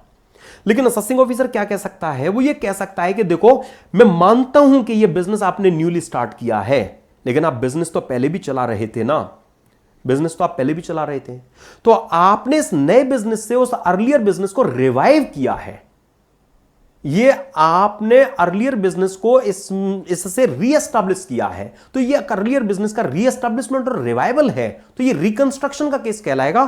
तो एओ कहेगा कि ये तो एक तरह से अर्लियर बिजनेस का रिवाइवल हमें नजर आ रहा है। मैं मानता हूं कि ये नया आपने बिजनेस नए सिरे से स्टार्ट किया है, लेकिन इस नए बिजनेस की स्टार्टिंग से हो क्या रहा है, आप अपने अर्लियर बिजनेस को रीएस्टैब्लिश कर रहे हैं, ये रिवाइवल ऑफ अर्लियर बिजनेस का केस कहलाएगा, ये रिकंस्ट्रक्शन में केस आएगा। इसलिए आपको अब इस नए बिजनेस पर 115 BAB का जो बेनिफिट है वो हम नहीं दे पाएंगे। असेसिंग ऑफिसर इस तरह से जो इंटरप्रिटेशन है माय डियर फ्रेंड्स, वो ले पूरा चांस यहां बनता है, क्योंकि reconstruction is much wider term. लेकिन लॉ मेकर्स ने यहां एक असस्सी जिसके साथ पहले से ही एक हार्ट से बोल रखी है, अर्थक्वेक की वजह से उनकी असेट्स एक्सटेंसिवली डैमेज हुई, बिजनेस ना चाहते हुए भी बंद करना पड़ा, अब उन्होंने खूब मेहनत करके बिजनेस को नए सिरे से स्टार्ट किया। सोचो जरा, कोई वाई लिमिटेड कंपनी अगर ये नया बिजनेस स्टार्ट करती तो आप खुशी खुशी उनको 115 BAB का फायदा दे रहे होते। अब बेचारी एक्स लिमिटेड जिसके साथ पहली 8 से बोरा की है, उन्होंने अगर नया बिजनेस स्टार्ट किया है, नए सिरे से बिजनेस स्टार्ट किया, उनको कहो आपके 115 BAB भी नहीं देंगे, तो ये उनके साथ दूसरी 8 से बोगी। लॉ मेकर्स ने एओ को कहा कि वो आप नहीं कर सकते। लॉ मेकर्स ने माय डियर फ्रेंड्स अब इस केस में ये जो हमारी एसएससी एक्स लिमिटेड है, उनको सेक्शन 115 BAB का जो बेनिफिट है वो एओ नहीं रोक पाएगा। ये अर्लियर बिजनेस का जो रिकंस्ट्रक्शन और रिवाइवल है वो यहां पर ट्रीट नहीं किया जाएगा। ये 115 BAB का जो इफेक्ट है, अभी आगे जो मैं आपको एक्सेप्शन दिखाने वाला हूं उसमें आपको ये बात देखने को मिलेगी। मतलब एक्स लिमिटेड पर सेक्शन 115 BAB का जो बेनिफिट है वो उन्हें एओ को कंटिन्यू करना पड़ेगा, देना पड़ेगा। मैंने एग्जांपल लिया मेरे डियर फ्रेंड्स यहां अर्थक्वेक का। एक्चुअली कोई भी सर्कमस्टेंस, वैसे आपने कैपिटल गेन चैप्टर में इंटरमीडिएट लेवल पर भी एक वो डैमेज और डिस्ट्रक्शन के कैपिटल गेन वाला सेक्शन देखा होगा, याद कीजिए फ्रेंड्स। मैं आपके साथ कैपिटल गेन चैप्टर में डिस्कस भी करूंगा। सेक्शन 45 सबसेक्शन 1A कि कोई नेचुरल कैलेमिटी की वजह से like flood, typhoon, cyclone, hurricane, earthquake, है ना, या कोई एक्सीडेंटल फायर एक्सप्लोजन वगैरह की वजह से, रिएट वगैरह मतलब दंगे वगैरह की वजह से, इनिमिक एक्शन वगैरह की वजह से अगर आपकी एसेट डैमेज हो जाती है, जब जिसका आपने इंश्योरेंस करा रखा था, इंश्योरेंस क्लेम आता है तो आपकी कैपिटल गेन एड में चार्जेबिलिटी बनेगी। याद आ रहा है? इंटरमीडिएट लेवल पर आपने देख रखा होगा। एक्चुअली उस सेक्शन 45 1A में जो सर्कमस्टेंसेस रेफर्ड है, एनी सर्कमस्टेंस, उनमें से किसी भी सर्कमस्टेंस की वजह से, जिसमें अर्थक्वेक की सर्कमस्टेंस भी कवर्ड है। ओके, तो 45 1A में आपको पूरी लिस्ट में दिखाऊंगा। सेक्शन 45 1A में जो सर्कमस्टेंसेस रेफर्ड है उसमें flood, typhoon, cyclone, hurricane, earthquake और any other natural conversion of the nature like tsunami वगैरह कवर्ड है, riot, civil disturbance, accidental fire और एक्सप्लोजन और एनीमी एक्शन, ये लिस्ट है जो मैं एग्जिस्ट कर रही है। ओके, ये सब आपको राइटिंग में देखने को मिलेगी कैपिटल गेन चैप्टर में। अभी केवल आप इतना कंसिडरेशन में ले लीजिए, कितना कि अगर किसी एसएससी कंपनी को 45 1A में जो सर्कमस्टेंसेस रेफर्ड है लाइक कोई नेचुरल कैलेमिटी की वजह से अगर अपना बिजनेस असेट्स के एक्सटेंसिव डैमेज की वजह से बंद करना पड़ा और वो बिजनेस के डिस्कंटिन्यूअंस किए जाने वाले ईयर से 3 इयर्स के अंदर अंदर अगर अपने बिजनेस को रीएस्टैब्लिश कर लेती हैं तो ये अर्लियर बिजनेस का रिवाइवल नहीं माना जाएगा, इनको 115 बीएबी का फायदा दिया जाएगा। बात खत्म। देखिए जरा प्लीज अब इस एक्सेप्शन को काइंडली जो आपको यहां पर ये दिया गया है, if due to circumstances specified in section 45(1)(a) like earthquake, flood, accidental fire etcetera. और डिटेल में फिर कहूंगा कैबगिन चैप्टर में, आप इस सेक्शन को रेफर कर सकते हैं। ओके तो अगर 45(1)(a) की किसी सर्कमस्टेंस की वजह से SSC had to close its business by reason of extensive damage of assets but within 3 years from the end of the year of discontinuance formed an eligible business, that is newly manufacturing business, in such a case benefit of this section 115 BAB will be available। Okay और पता है 115 BAB में law makers new mechanism का use देखना चाहते हैं। Yes my dear friends, मतलब क्या कि हमारी जो एसएससी है वो अपने बिजनेस में न्यू प्लांट एंड मशीनरी लेकर आएंगे। ठीक है फ्रेंड्स, मतलब एसएससी अगर 115 BAB चाहती हैं जहां रेट आधा हो जाता है, हाफ हो जाता है, तो ये बेनिफिट ऐसे तो नहीं मिलेगा। लॉ मेकर्स की एक्सपेक्टेशन थोड़ी ज्यादा रहे, चांस बिल्कुल पॉसिबल है, वो उन्होंने शो किया है।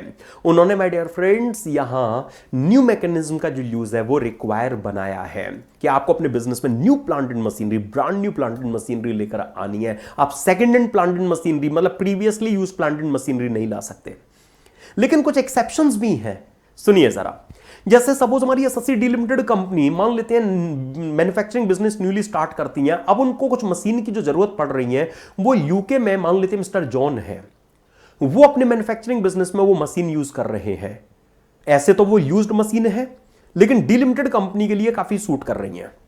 डिलिमिटेड कंपनी ने यूके में मिस्टर जॉन अपने बिजनेस में वो मशीन जो यूज कर रहे हैं, उन मिस्टर जॉन को कहा कि आप इन मशीन को हमें बेच दीजिए, जो भी रीजनेबल कंसीडरेशन है वो हमसे ले लीजिए। जॉन मान गए। ओके तो उन मशीन को ये जो डिलिमिटेड कंपनी है वो मिस्टर जॉन से परचेज करके इंडिया में इंपोर्ट करके ले आई। हां, डिलिमिटेड कंपनी उन मशीन को अपने मैन्युफैक्चरिंग बिजनेस में इंस्टॉल करे उससे पहले कभी मिस्टर जॉन ने वो मशीन इंडिया में यूज नहीं कर रखी है, कोई डेप्रिसिएशन नहीं ले रखा है, कोई टैक्स बेनिफिट उन मशीन के रिस्पेक्ट में मिस्टर जॉन को नहीं मिल रखा है। हां, तो ऐसे केस में हमारी एसएससी डिलिमिटेड जो मशीनरी इंपोर्ट करके ये लाई है, भले ही इनके इंस्टॉलेशन से पहले कोई other person mister John UK में उन्हें यूज कर रहे थे, कोई फर्क नहीं पड़ता, हम उन्हें यूज्ड मशीन नहीं मानेंगे, हम उन्हें नई प्लांट एंड मशीनरी के पार ट्रीट कर लेंगे। तो हम जो आपको नई प्लांट एंड मशीनरी के लिए कह रहे हैं, मतलब प्रीवियसली यूज्ड के लिए इनडायरेक्टली जो मना कर रहे हैं, उसके 2 एक्सेप्शन हम यहां पर दे रहे हैं कि कोई भी ऐसी प्लांट एंड मशीनरी जिसे एसएससी को छोड़कर किसी other person like mister John के द्वारा आउटसाइड इंडिया अगर यूज कर लिया गया हो, ओके, ऐसी यूज्ड प्लांट एंड मशीनरी हम न्यू प्लांट एंड मशीनरी मान लेंगे। Previously used plant and machinery की रिस्ट्रिक्शन से हम उसको आउट कर रहे हैं, प्रोवाइडेड कि वो प्लांट एंड मशीनरी एक तो आप इंडिया में इंपोर्ट करके लाएं और एसएससी लाइक डिलिमिटेड के इंस्टॉलेशन की डेट से पहले उन मशीनरी को इंडिया में कभी यूज ना किया गया हो, उन पर कभी किसी को इंडिया में डेप्रिसिएशन का क्लेम ना मिल रखा हो। ठीक है, लाइक मिस्टर जॉन ने कभी डिलिमिटेड हमारी जो एसएससी है उनके उन मशीन के इंस्टॉलेशन से पहले मिस्टर जॉन ने कभी वो मशीन इंडिया में ना यूज की थी, ना कोई डेप्रिसिएशन लिया था। हमारी एसएससी डिलिमिटेड मिस्टर जॉन से उन मशीन को खरीद कर इंडिया में इंपोर्ट करके लाई है, तो भले ही वो मशीन डिलिमिटेड के इंस्टॉलेशन से पहले मिस्टर जॉन ने आउटसाइड इंडिया यूज कर रखी है, लेकिन हम उनको यूज्ड नहीं मानेंगे। आपकी 100% मशीनरी भी अगर ऐसी हो तो चल जाएगा, क्योंकि हम एक्सेप्शन में ये केस डाल रहे हैं। इसके अलावा कि नहीं सर, डिलिमिटेड कंपनी कोई मशीन भी इंपोर्ट करके नहीं ला रही है, वो तो इंडिया से ही कोई कुछ मशीन है जो प्रीवियसली यूज मतलब सेकंड हैंड खरीद रही है, तो क्या सारी मशीन बिल्कुल नहीं होनी चाहिए? बिल्कुल भी एक्सेप्शन नहीं है। हां है, आप 20% तक ओल्ड ब्लॉक मेंटेन कर सकते हो। मतलब अगर हमारी एसएससी लाइक डिलिमिटेड कंपनी अपने बिजनेस में जो plant and machinery previously used मतलब सेकंड हैंड खरीद कर लाई है, उनकी टोटल वैल्यू, अगर उनके द्वारा अपने बिजनेस में जो total plant and machinery use की जा रही है उनकी टोटल वैल्यू के अगर 20% से ज्यादा नहीं है तो कंडीशन कंप्लाई विद मान ली जाएगी। मतलब क्या, आपको 115 बीएबी का फायदा मिल जाएगा। काइंडली देखिए दूसरा एक्सेप्शन जो बिल्कुल इंडिपेंडेंट है। यस फ्रेंड्स, क्या यहां गिवन है, तो if total value of previously used plant and machinery doesn't exceed 20% of the total value of plant and machinery used in the business, then it shall be deemed that the above condition has been complied with. Okay, तो practical life में हम क्या बोलते हैं कि भाई 20% तक जो ओल्ड ब्लॉक है वो यहां परमिट कर दिया गया है। ओके, कि 20% तक आप ओल्ड प्लांट एंड मशीनरी भी ले आओ, चलेगा, कोई दिक्कत नहीं है। लेकिन सर ये तो प्लांट एंड मशीनरी की बात हुई, क्या कोई और भी कंडीशन है? हाँ है।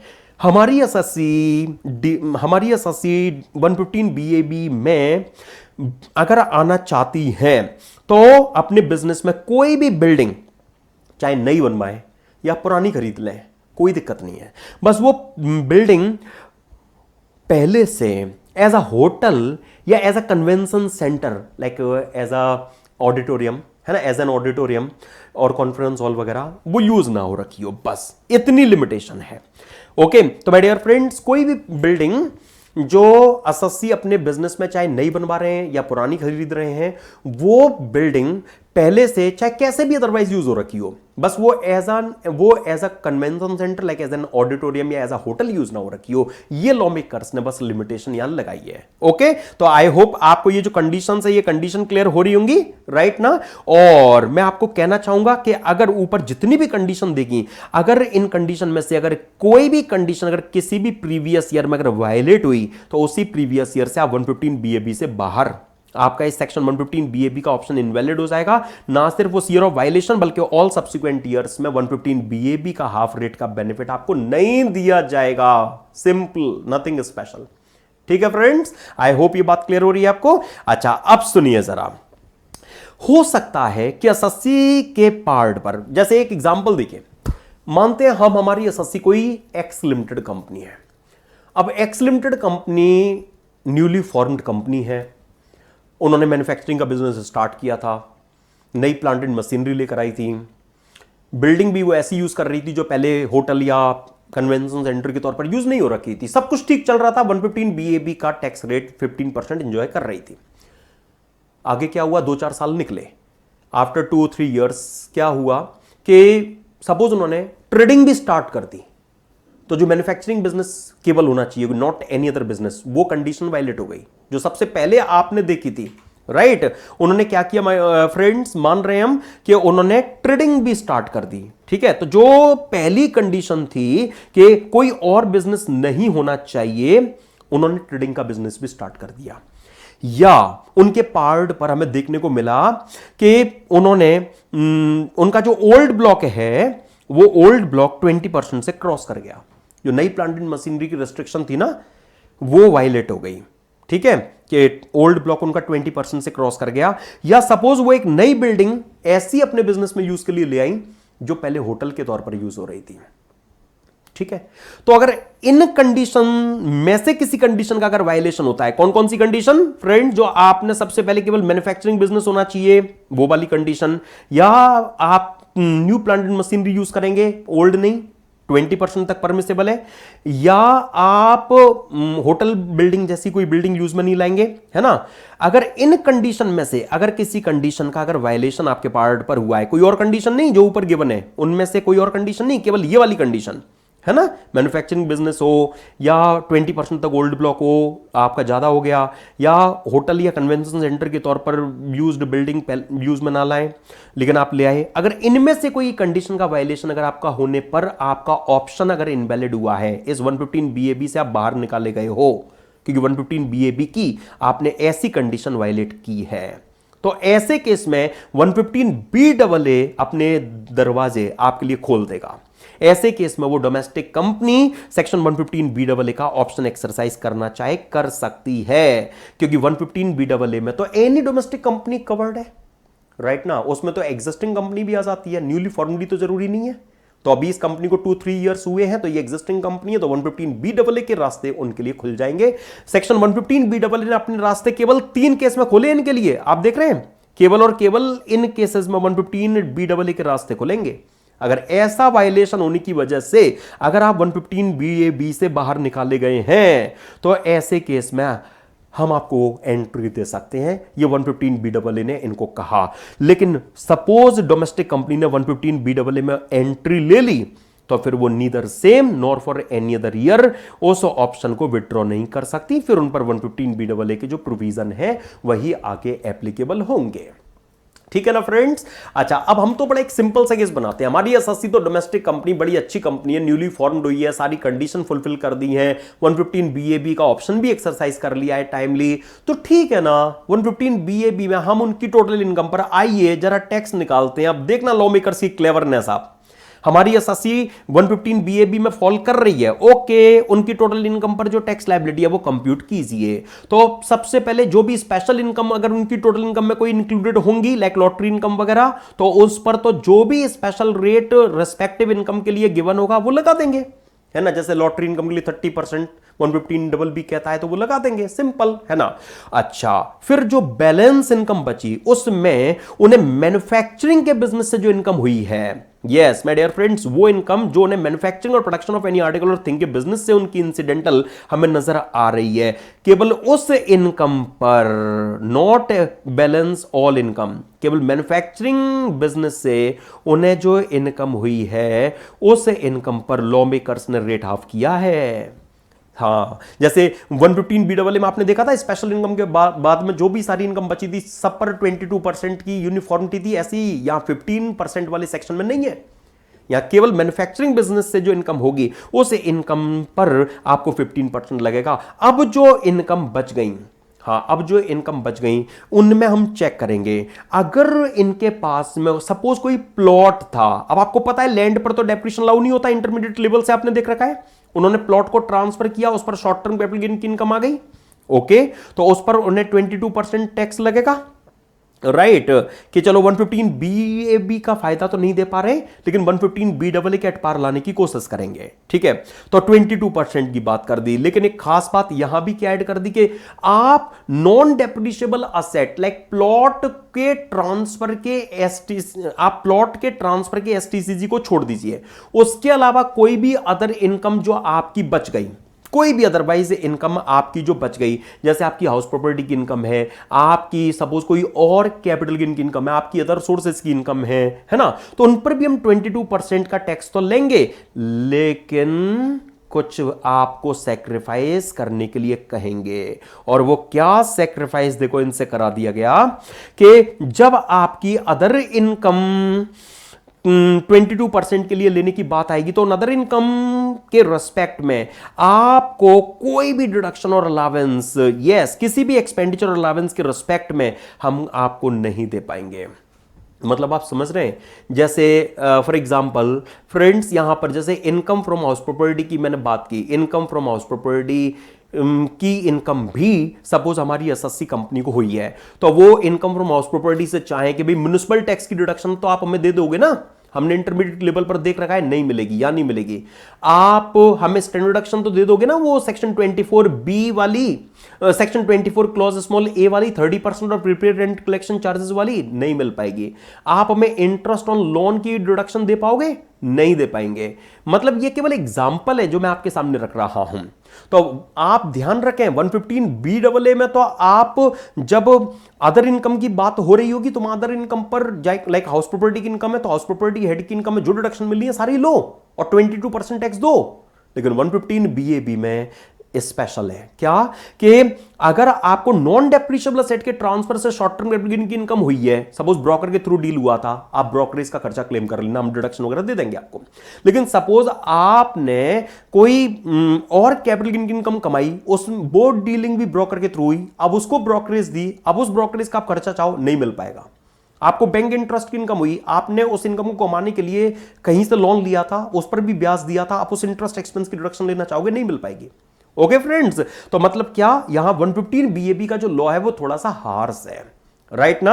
अच्छा, तो अब हमने क्या किया, जो टोटल इनकम थी उस टोटल इनकम में स्पेशल इनकम पर स्पेशल रेट से टैक्स निकाल दिया, मैन्युफैक्चरिंग बिजनेस की इनकम पर 15% लगा दिया, अदर इनकम में एसटीटी, अदर इनकम में नॉन डेप्रिशिएबल असेट के ट्रांसफर से होने वाले एसटीसीसी की इनकम पर 22% लगा दिया, डिडक्शन वगैरह मिलनी थी खर्चे वर्चे की वो दे भी दी, और बची हुई इनकम पर हमने ग्रॉस बेसिस पर, मतलब कोई डिडक्शन दिए बिना ग्रॉस बेसिस पर 22% से टैक्स निकाल दिया। अब इन टैक्स का आप सम टोटल कर देंगे, जो रिजल्ट आएगा उस पर फ्लैट 10% सरचार्ज लगाया जाएगा। सेस तो एवरग्रीन आपको पता है, उसमें तो कहीं कुछ कहने की जरूरत है ही नहीं।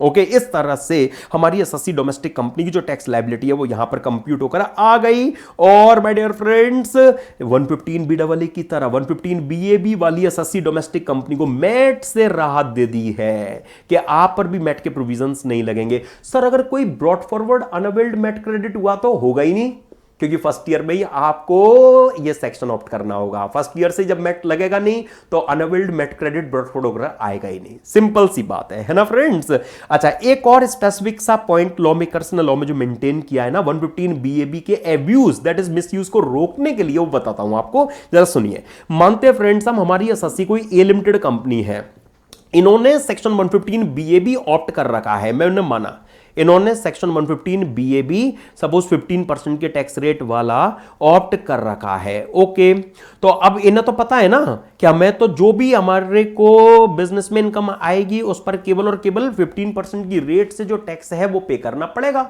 डिपार्टमेंट हमें 15% ही टैक्स पे करने के लिए कह सकेगा, सिंपल है। लेकिन सपोज इनकी कोई सिस्टर कंसर्न है बी लिमिटेड, ओके, और ये जो बी लिमिटेड है ना, इन्होंने सेक्शन 115 BAB ऑप्ट नहीं किया है, क्वालिफाई नहीं कर रही थी, हाँ, तो इसलिए 115 BAB में वो नहीं आ रही हैं, और हमने प्रिज्यूम कर लिया है कि ये तो 30% का जो टैक्स रेट है वो पे करने के लिए लाइबेबल कहला रही हैं। मैंने ये प्रिज्यूम कर लिया है, ओके राइट, कि ये 115 BAA में भी नहीं आ पाई है, कोई रीजन रहा होगा, है ना। तो 115 वो 30% की टैक्स रेट से टैक्स के लिए नॉर्मली लाइबल बन रही है। अब सुनिए, ये जो पी लिमिटेड है ना, हमें इनके ट्रेडिंग P&L में ये पता लगा क्या कि इनको हमें ये मालूम चला कि इन्होंने कुछ गुड्स परचेज किए थे, ओके, और वो परचेज ऑफ गुड्स हमें मालूम चला कि रहे हैं 100 लाख के, ठीक है। अच्छा, अब वो चाहे तो अपने बिजनेस में उनको यूज कर लें, लेकिन सपोज बी लिमिटेड को उन गुड्स की जरूरत पड़ रही है, ओके, तो ए लिमिटेड ने अपनी sister concern like B limited को उन गुड्स का जो ट्रांसफर है वो दिखाया, ठीक है। मैं मान रहा हूं कि वो सेल ऑफ गुड्स जो दिखाए गए हैं एक्चुअली इस टाइम पर जो एफएमबी थी उन गुड्स की वो सपोज 120 लाख के नियर अबाउट थी, लेकिन उनका ट्रांसफर दिखाया गया 200 लाख पर। सर ऐसा क्यों?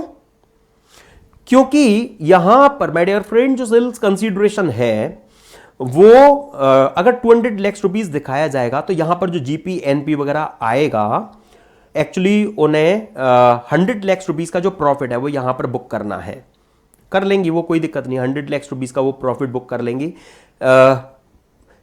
एक्चुअली इससे होगा क्या कि जो बी लिमिटेड कंपनी है उनके ट्रेडिंग P&L में जो खर्चा है ना, वो अगर ओपन मार्केट से अदरवाइज वो गुड्स परचेज करती तो 120 लाख में मिलता, तो वो P&L में 120 लाख का ही खर्चा बुक कर पाती। लेकिन अब इससे वो परचेज ऑफ गुड्स के नाम पर 120 लाख की जगह 200 लाख रुपीस का जो खर्चा है, एक्सपेंस है, वो क्लेम कर पाएंगी। और जो ये प्रॉफिट है ना, वो प्रॉफिट उनका अंडरस्टेटेड, मतलब वो कम दिखा पाएंगी, अंडरस्टेटेड बाय ₹80 लाख, है ना। 120 लाख रुपीस में अगर वो उस तरह के गुड्स अगर मिल जाते जो उन्होंने 200 लाख में अगर परचेज दिखाए तो वो 80 लाख रुपीस से जो अपना प्रॉफिट है वो कम दिखा पाएंगी, और जो 30% से गवर्नमेंट को टैक्स मिलता वो नहीं मिल पाएगा, ठीक है फ्रेंड्स।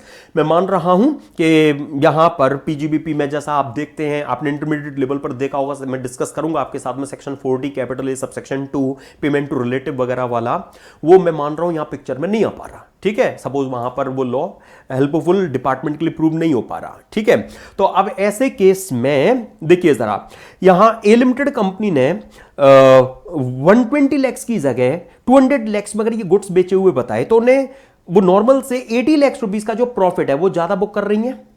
80 लाख रुपीस पर उन्हें वो 80 लाख का प्रॉफिट ज्यादा बुक कर रही हैं, लेकिन उन्हें पता है कि 80 लाख पर हमसे टैक्स जाएगा, कितना जाएगा, 15%। कम से कम हमारी सिस्टर कंसर्न बी लिमिटेड का 80 लाख पर 30% से जाने वाला जो टैक्स है वो तो बच जाएगा। हाँ, तो जो 15% का जो डिफरेंस है उतनी टैक्स सेविंग इस ग्रुप को हो पाएगी ब्रॉडली स्पीकिंग।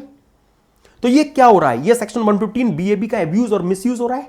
तो इसको रोकने के लिए लॉ मेकर्स ने एओ को एक पावर दी कि जहां अगर कोई 115 बीएबी में एसएससी कंपनी जो फॉल करती है, उन्हें अगर किसी ट्रांजैक्शन से जो प्रॉफिट प्रोड्यूस हो रहा है अगर वो रीजनेबल से ज्यादा प्रोड्यूस हो रहा है, तो आप 115 बीएबी में केवल रीजनेबल प्रॉफिट यहां कंसीडर करोगे। मतलब इस केस में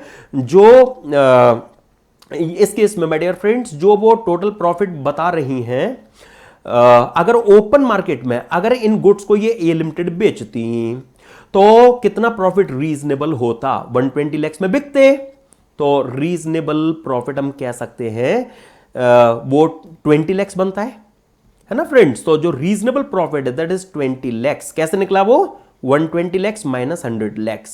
तो उस 20 लाख रुपीस के अमाउंट पर ही जो सेक्शन 115 बीएबी का जो हाफ टैक्स रेट है वो लगेगा। ओके ओके, अच्छा अब जो एक्सेस प्रॉफिट है जो आपने बुक किया है, जिस पर आप सामने वाले का 30% टैक्स बचाने की कोशिश कर रहे हैं, जो एक्सेस प्रॉफिट है 80 लाख का, हाँ उस पर तो हम 22 में भी नहीं मानेंगे, उस पर तो आप हमें 30% टैक्स दोगे प्लस जो टैक्स का 10% सरचार्ज आएगा।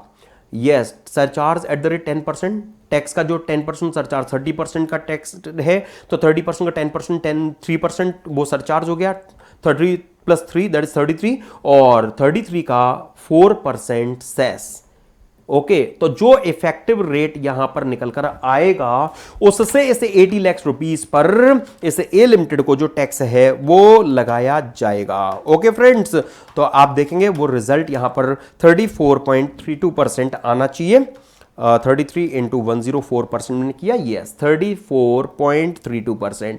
ये इफेक्टिव रेट कहलाएगा जिस पर इसे ए लिमिटेड कंपनी को इस 80 लाख रुपीस की एक्सेसिवली बुक्ड इनकम पर जो टैक्स है वो पे करने के लिए रिक्वायर बनाया जाएगा। ठीक है, और जरूरी नहीं है कि ये सिस्टर कंसर्न नहीं हो सकता है कि कोई आउटसाइडर हो और आउटसाइडर से बिलो द टेबल उनका जो टैक्स है वो 80 लाख पर 30% से बच रहा है, उस आउटसाइडर से इसके बदले में below the table A limited कुछ ले रही हूं और इस कॉन्फिडेंस में रह रही हूं कि हमें तो जो इनकम ज्यादा होगी उस ज्यादा इनकम पर केवल 15% से टैक्स जाना है। तो एक काम करते हैं, हम इस बी लिमिटेड से जो आउटसाइडर भी है 23% ले लेते हैं, 8% अपनी जेब में डाल लेंगे, 15% गवर्नमेंट को जमा करा देंगे, नहीं काम बनेगा। अब आपने अगर ऐसा किया तो उस एक्सेस प्रॉफिट पर आपको इस इफेक्टिव रेट से जो टैक्स है वो भरना पड़ेगा। ओके फ्रेंड्स, आइए पहले ये वाला पार्ट आपको दिखाता हूं यहां से। तो सेक्शन 115 बीएबी में सबसेक्शन 6 में लॉ मेकर्स ने एओ को ये पावर जो दी हुई है रीजनेबल प्रॉफिट कंप्यूट करने की,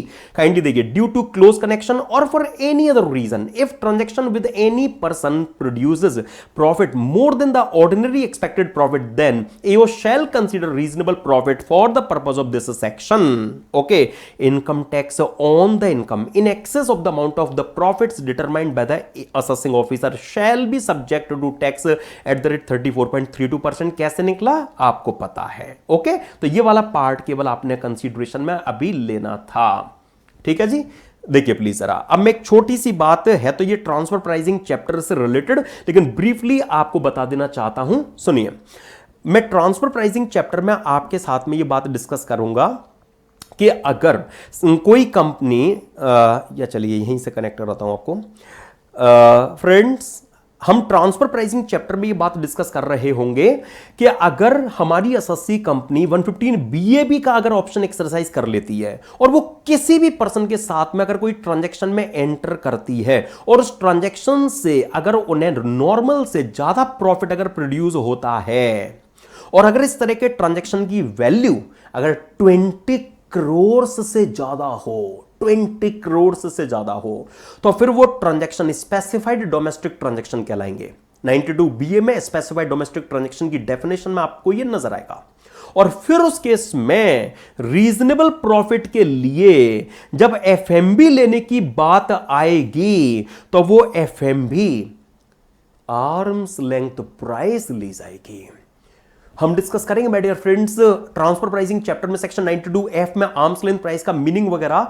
basically arm's length price is nothing but correct market price और फेयर मार्केट प्राइस, लेकिन उसकी कंप्यूटेशन के लिए वहां स्पेसिफिक रूल्स रेगुलेशंस है।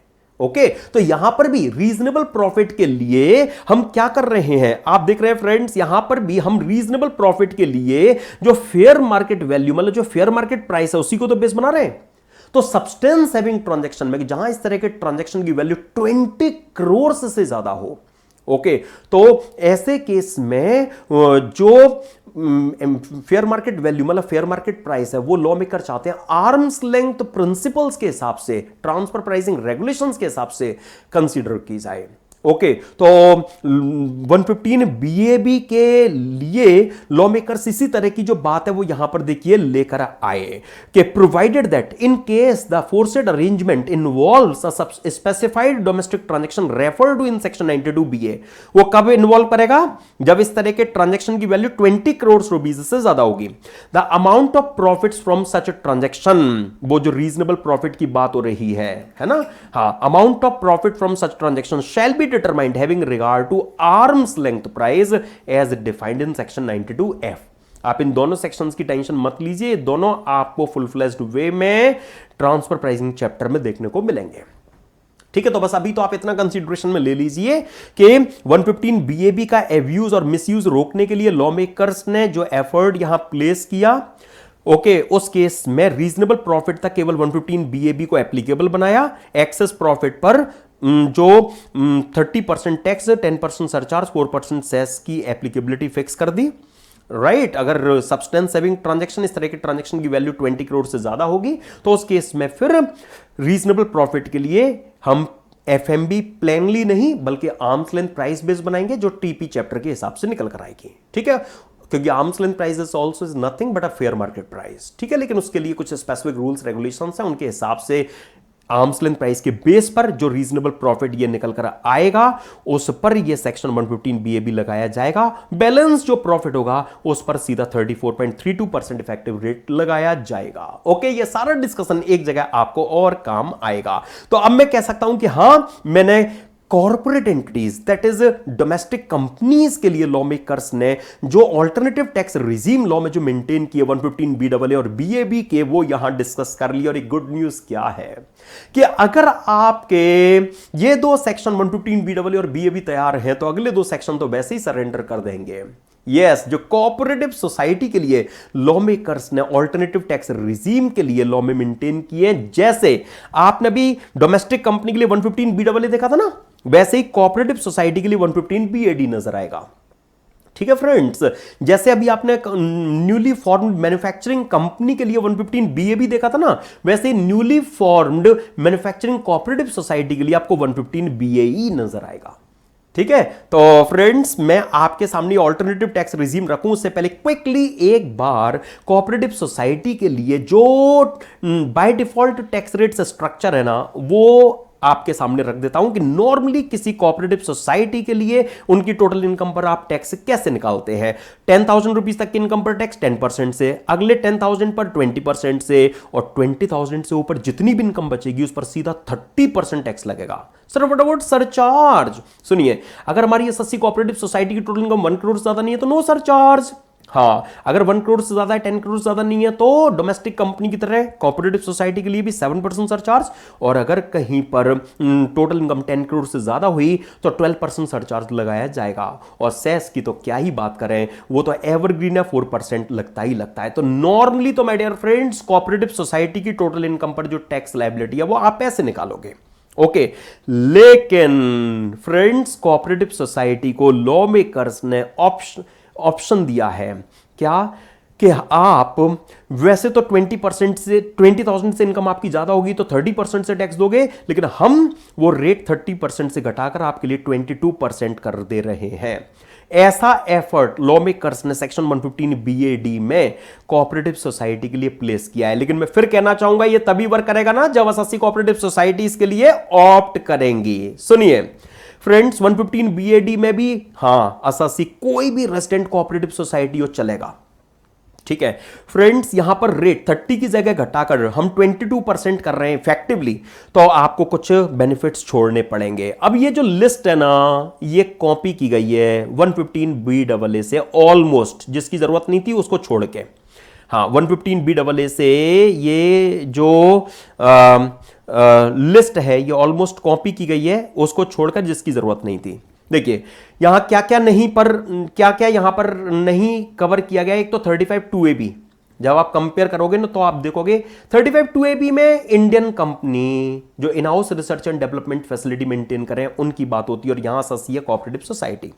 ओके, इसी तरह से माय डियर फ्रेंड्स इस लिस्ट में 35CCD का जिक्र नहीं है। क्यों नहीं है? क्योंकि स्किल डेवलपमेंट प्रोजेक्ट पर किए गए खर्चे की डिडक्शन कंपनी को मिलती है, ये PGBP में आप देखोगे। यहां सस्ती कोऑपरेटिव सोसाइटी इसलिए नहीं है।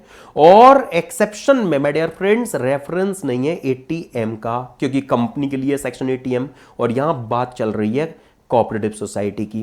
तो इन 3 सेक्शंस को 115BAA की जो लिस्ट थी, हां इंक्लूडिंग एक्सेप्शन, उसमें इन 3 सेक्शंस का बस केवल हेर फेर है, मतलब यहां नहीं है क्योंकि जरूरत नहीं थी। बाकी वही लिस्ट है, वही बेनिफिट्स है जो एसएससी कोऑपरेटिव सोसाइटी को छोड़ने पड़ेंगे।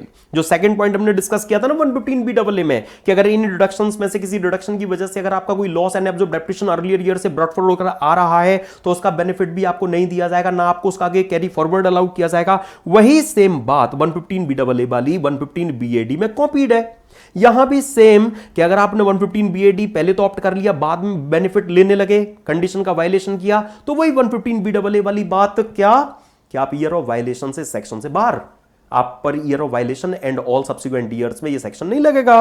राइट, टैक्स कंप्यूटेशन भी बिल्कुल सेम मैनर में होगी जैसा आपने 115BAA में देख रखा है कि स्पेशल इनकम पर स्पेशल रेट से टैक्स निकालो, बैलेंस इनकम पर 22% लगा दो। यस, ऑप्शनल स्कीम यहां पर सेम है। लॉ मेकर्स ने कहा हम तो भाई प्रीवियस ईयर 2021 से 1920 था, क्योंकि वो 1 साल पहले आ गया था सेक्शन, 1 साल बाद आया था, इसलिए मैंने ये लाइन आपको यहां पर लिख कर दी है। ठीक है माय डियर फ्रेंड्स, हम तो previous year 2021 in terms of assessment 21-22 से लॉ ले आए। अब उसके बाद में मतलब आप इस साल में या इसके बाद में किसी भी ईयर में, जिस भी ईयर में आपका मन भरे, उस ईयर की रिटर्न फाइलिंग ड्यू डेट पर या उससे पहले प्रेस्क्राइब्ड फॉर्म में ये जो ऑप्शन है वो एक्सरसाइज कर लेना। तब आपको, अगर आपको इस लोअर टैक्स रेट का में इंटरेस्ट है तो आप अपना, हम तो ये सेक्शन ले आए प्रीवियस ईयर 2021 से, अब आप इस साल से या इसके अगले ईयर किसी भी ईयर जिससे आपको ये बेनिफिट लेना हो, आप उस ईयर की रिटर्न फाइलिंग ड्यू डेट पर या उससे पहले ये ऑप्शन एक्सरसाइज कर लेना। राइट फ्रेंड्स, कुछ भी टेक्निकल नहीं है ना। फॉर्म 10IE में आप अपना जो ऑप्शन है वो एक्सरसाइज प्रैक्टिकली करेंगे। और यहां जैसे 115BAA में कंपनी कवर्ड थी तो मैट से रिलैक्सेशन था, यहां पर कोऑपरेटिव सोसाइटी एसएससी है तो उनको AMT से रिलैक्सेशन दे दिया गया है। यस माय डियर फ्रेंड्स, तो वो कोऑपरेटिव सोसाइटी जिसने 115BAD ऑप्ट कर लिया उन पर AMT नहीं लगेगा। जैसे वो इंडिविजुअल 115BAC ऑप्ट कर में रहते थे तो मैट AMT नहीं लगता था ना, जैसे 115BAA में कंपनी अगर आ गई तो उन पर मैट नहीं लगता था ना, वैसे यहां है कि अगर कोऑपरेटिव सोसाइटी ने 115BD ऑप्ट कर लिया तो उन पर AMT नहीं लगेगा। और जब AMT नहीं लग रहा तो AMT का अनअवेल्ड क्रेडिट भी भूल जाइए, वो लैप्स कर जाएगा, उसका बेनिफिट आपको नहीं दिया जाएगा। मतलब आप देखो विद इन मिनट आपका ये सेक्शन कंप्लीट हो गया, राइट ना। और इसी तरह से आपका माय डियर फ्रेंड्स ये 115BAE में भी कुछ भी टेक्निकल नहीं है, यहां पर भी eligible SSC resident cooperative society है, लेकिन वही रेजिडेंट कोऑपरेटिव सोसाइटी, देखो यहां क्या हो रहा है आप देखिए, वैसे कोऑपरेटिव सोसाइटी के लिए टैक्स रेट 20,000 से ऊपर की इनकम पर सीधा 30 था, है ना, लेकिन यहां हम रेट हाफ कर रहे हैं, केवल 15 कर रहे हैं, है ना फ्रेंड्स। तो देखिए जरा प्लीज, यहां पर एसएससी कोऑपरेटिव सोसाइटी को इस 15% के, that is almost half rate के बेनिफिट को लेने के लिए क्या करना होगा। एक तो वो कोऑपरेटिव सोसाइटी मैन्युफैक्चरिंग और production of any article to thing business में एंगेज्ड हो, वो अपने आर्टिकल टू थिंग से related research and development activity, distribution activity चला सकती है, लेकिन कोई भी और बिजनेस एक्टिविटी नहीं चला सकती। एंड माय डियर फ्रेंड्स, वो 1 अप्रैल 2023 को या इसके बाद में सेटअप एंड रजिस्टर्ड होनी चाहिए, एंड 31 मार्च 2024 को इससे पहले वो मैन्युफैक्चरिंग कमेंस भी कर दें। ओके, अब यहां भी जो इंक्लूजन है जनरेशन ऑफ इलेक्ट्रिसिटी वाला वो कवर्ड है, ओके और एक्सक्लूजन की जो हमने बात की थी याद है फ्रेंड्स, वो कंप्यूटर सॉफ्टवेयर डेवलपमेंट वगैरह जैसी बिजनेस एक्टिविटीज, राइट ना, वो प्रिंटिंग और बुक्स वगैरह वाले केसेस, वो एक्सक्लूजन सेम यहां पर भी हैं। यहां पर भी फ्रेंड्स आपको सर्टेन सेक्शंस के जो बेनिफिट्स हैं वो छोड़ने पड़ते हैं, तो वो लिस्ट सेम जो 115 बीएबी में आपने देख रखी है, एडिशनल डेप्रिसिएशन से लेकर 10AA तक की, वो लिस्ट यहां पर भी कॉपीड है। बस डिफरेंस क्या है, जिनकी जरूरत नहीं थी वो हटा दिए, 35 CCD, 35 2AB और वो 80C से 80U की लिस्ट में जो एक्सेप्शंस थे उन एक्सेप्शंस में 80M, ये तीनों ही सेक्शन अभी मैंने लास्ट सेक्शन 115 BAD में भी कहा कंपनी के लिए हैं, और यहां बात चल रही है कोऑपरेटिव सोसाइटी की, है ना फ्रेंड्स, इसलिए इनकी जरूरत नहीं थी। तो इनके बिना वो लिस्ट जो 115 BAB में आपने भी कंपनी के लिए देखी थी, सेम 115 BAE में कोऑपरेटिव सोसाइटी के लिए है। यहां भी माय डियर फ्रेंड्स एसएससी का जो बिजनेस है वो एग्जिस्टिंग बिजनेस की स्प्लिटिंग अप या रिकंस्ट्रक्शन की रिजल्टेंटली फॉर्म नहीं होना चाहिए। अब डिफरेंस क्या है, 115 BAB में जो प्रोविजो था वो अर्थक्वेक वाला एग्जांपल याद कीजिए, वैसा प्रोविजो 115 BAE में लॉ मेकर्स से एस्केप हो गया है, वो यहां पर नहीं है। ओके फ्रेंड्स, यहां भी न्यू प्लांट एंड मशीनरी आपको अपने बिजनेस में लानी होंगी, एक्सेप्शन सेम है जो आपने 115 BAB में देख रखे हैं, प्लांट एंड मशीनरी वाले एक्सेप्शन, यस कि इंपोर्टेड प्लांट एंड मशीनरी चलेंगी, है ना, 20% तक ओल्ड ब्लॉक अलाउड है, वो एक्सेप्शन सेम है। जो माय डियर फ्रेंड्स नए बिजनेस वाला जो पॉइंट का एक्सेप्शन था वो यहां मिसिंग है। और यहां भी माय डियर फ्रेंड्स अगर आपने वायलेशन किया तो वायलेशन वाले ईयर से 115 BAE से आप बाहर, तो 115 BAB में जो आपने देखा था वो 115 BAE में भी है।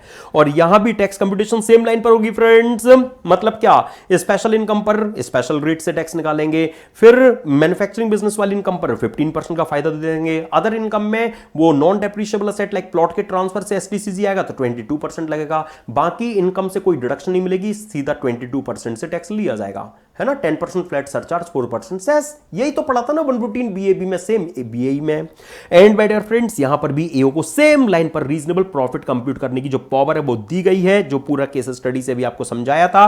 ऑप्शनल है ये स्कीम भी कि अगर आपको लोअर टैक्स रेट का बेनिफिट चाहिए तो हम तो अब देखिए यहां पर भी 115 BAB की तरह फर्स्ट ITR, मतलब हम यहां पर लॉ मेकर्स 115 BAE के जो प्रोविजंस है प्रीवियस ईयर 23-24 से जो लॉ में लेकर आए इन terms of assessment rate 24-25, law makers ने कहा असेसमेंट रेट 24-25 से relevant previous year, that is previous से 23-24 से हम ये प्रोविजन जो लाए हैं, अब एनी ईयर मतलब जो भी आपका फर्स्ट ईयर होगा आपको फर्स्ट रिटर्न की फर्निशिंग की ड्यू डेट पर या उससे पहले प्रिस्क्राइब्ड मैनर में फॉर्म 10IF में आपको ये जो ऑप्शन है वो एक्सरसाइज करना होगा, अगर आपको 115 BAE का लोअर टैक्स रेट का बेनिफिट अगर एंजॉय करना है तो मतलब 115 BAB की तरह 115 BAE में भी कोऑपरेटिव सोसाइटी को फर्स्ट ITR के टाइम पर ही ऑप्शन एक्सरसाइज करने का डिसीजन लेना होगा। ऑप्शन एक्सरसाइज कर लिया, सपोज उन्होंने एक बार ऑप्शन एक्सरसाइज कर लिया तो आप उसे neither same nor for any other year withdraw नहीं कर सकते। और यहां भी कोऑपरेटिव सोसाइटी AMT की टेंशन ना लें, उन पर AMT के जो प्रोविजंस है वो एप्लीकेबल नहीं होंगे। राइट फ्रेंड्स, हो गया कोऑपरेटिव सोसाइटी के लिए भी जो अल्टरनेटिव टैक्स रिजीम है वो यहां कंप्लीट। एंड चलते चलते मैं आपके साथ में फ्रेंड्स फर्म के लिए और कॉर्पोरेट लोकल अथॉरिटी के लिए लॉ मेकर्स ने जो छोटे छोटे से पॉइंट जो लॉ में रखे हैं वो आपके सामने से बस और निकाल देना चाहूंगा। तो फ्रेंड्स सबसे पहले हम बात करते हैं हमारी एसएससी फर्म, चाहे वो पार्टनरशिप फर्म मान लेते हैं, रजिस्टर्ड है नॉन रजिस्टर्ड है कोई फर्क नहीं पड़ता, लेकिन इनकम टैक्स एक्ट में फर्म मतलब पार्टनरशिप फर्म, और firm includes limited liability partnership firm, मतलब फर्म इंक्लूड्स LLP। ये असेसमेंट ऑफ फर्म चैप्टर में आप देखेंगे सेक्शन 2 में क्लॉज 23 में लिखा हुआ है, बेयर एक्ट में firm includes LLP। Okay friends, तो फर्म के लिए फ्लैट 30% का टैक्स रेट है, ठीक है जी, और अगर उनकी टोटल इनकम 1 करोड़ से ज्यादा होगी तो 12% सरचार्ज लगेगा, और सेस तो एवरग्रीन है 4% लगता ही लगता है। ओके फ्रेंड्स, अगर हमारी एसएससी लोकल अथॉरिटी है तो उनकी टोटल इनकम पर 30% से टैक्स लगेगा, अगर टोटल इनकम 1 करोड़ से ज्यादा होगी तो 12% सरचार्ज लगेगा, नहीं तो नहीं लगेगा, और टैक्स एंड सरचार्ज के एग्रीगेट पर 4%, तो सेस एवरग्रीन है वो लगेगा ही लगेगा। और ये डिफॉल्ट टैक्स रिजीम है, मतलब इनको कोई इनके लिए कोई ऑप्शन नहीं है, ये by default my dear friends in firm local authority के लिए टैक्स रेट्स वगैरह हैं जो एप्लीकेबल बनाई गई हैं। और इंटरेस्टिंग बात क्या है कि इन केसेस में कोई ऑल्टरनेटिव टैक्स रिजीम एग्जिस्ट नहीं करता। ओके, तो ये एक लॉ में लैकिंग एग्जिस्ट कर रही है कि बाकी सबको तो आप ऑल्टरनेटिव बांट रहे हो और हमें नहीं दिया आपने, है ना। तो फर्म लोकल अथॉरिटी के लिए कोई ऑल्टरनेटिव टैक्स रिजीम नहीं है माय डियर फ्रेंड्स। उनकी इनकम पर तो जो टैक्स है वो इन्हीं रेट्स से लेबेबल बनाया गया है। ठीक है जी। हाँ, तो अब मैं कह सकता हूं कि मैंने आपके साथ में, यस माय डियर फ्रेंड्स, जो आज के हमारे इस सेशन का एजेंडा था जिसमें मुझे आपके साथ में इनकम टैक्स रेट स्ट्रक्चर को as a whole discuss and complete करना था, वो हमने किया। और एक और बात आपको मैं बता दूं कि जैसे हमने 115 बीएससी से रिलेटेड जो प्रैक्टिकल प्रॉब्लम्स थी वो तो डिस्कस कर ली थी, और इसके अलावा एग्जामिनेशन पॉइंट ऑफ व्यू से अगर देखा जाए तो जो डोमेस्टिक कंपनीज के लिए 115 BAA BAB वगैरह ये थोड़े ज्यादा रेलिवेंट है। तो आपके साथ जब मैं पीजीबीपी पर बेस्ड प्रैक्टिकल प्रॉब्लम्स की जब हम बात करेंगे तो माय डियर फ्रेंड्स उन प्रैक्टिकल प्रॉब्लम्स में आपको इन ऑल्टरनेटिव टैक्स रिजीम 115 BAA वगैरह से रिलेटेड भी जो क्वेश्चन है वो देखने को मिलेंगे। तो आपकी इनकी प्रैक्टिस को लेकर बिल्कुल टेंशन ना लें। ठीक है फ्रेंड्स, चलो मिलेंगे हम नेक्स्ट सेशन में एक नए टॉपिक के साथ में। तब तक के लिए goodbye to you, take care, thanks a lot to you.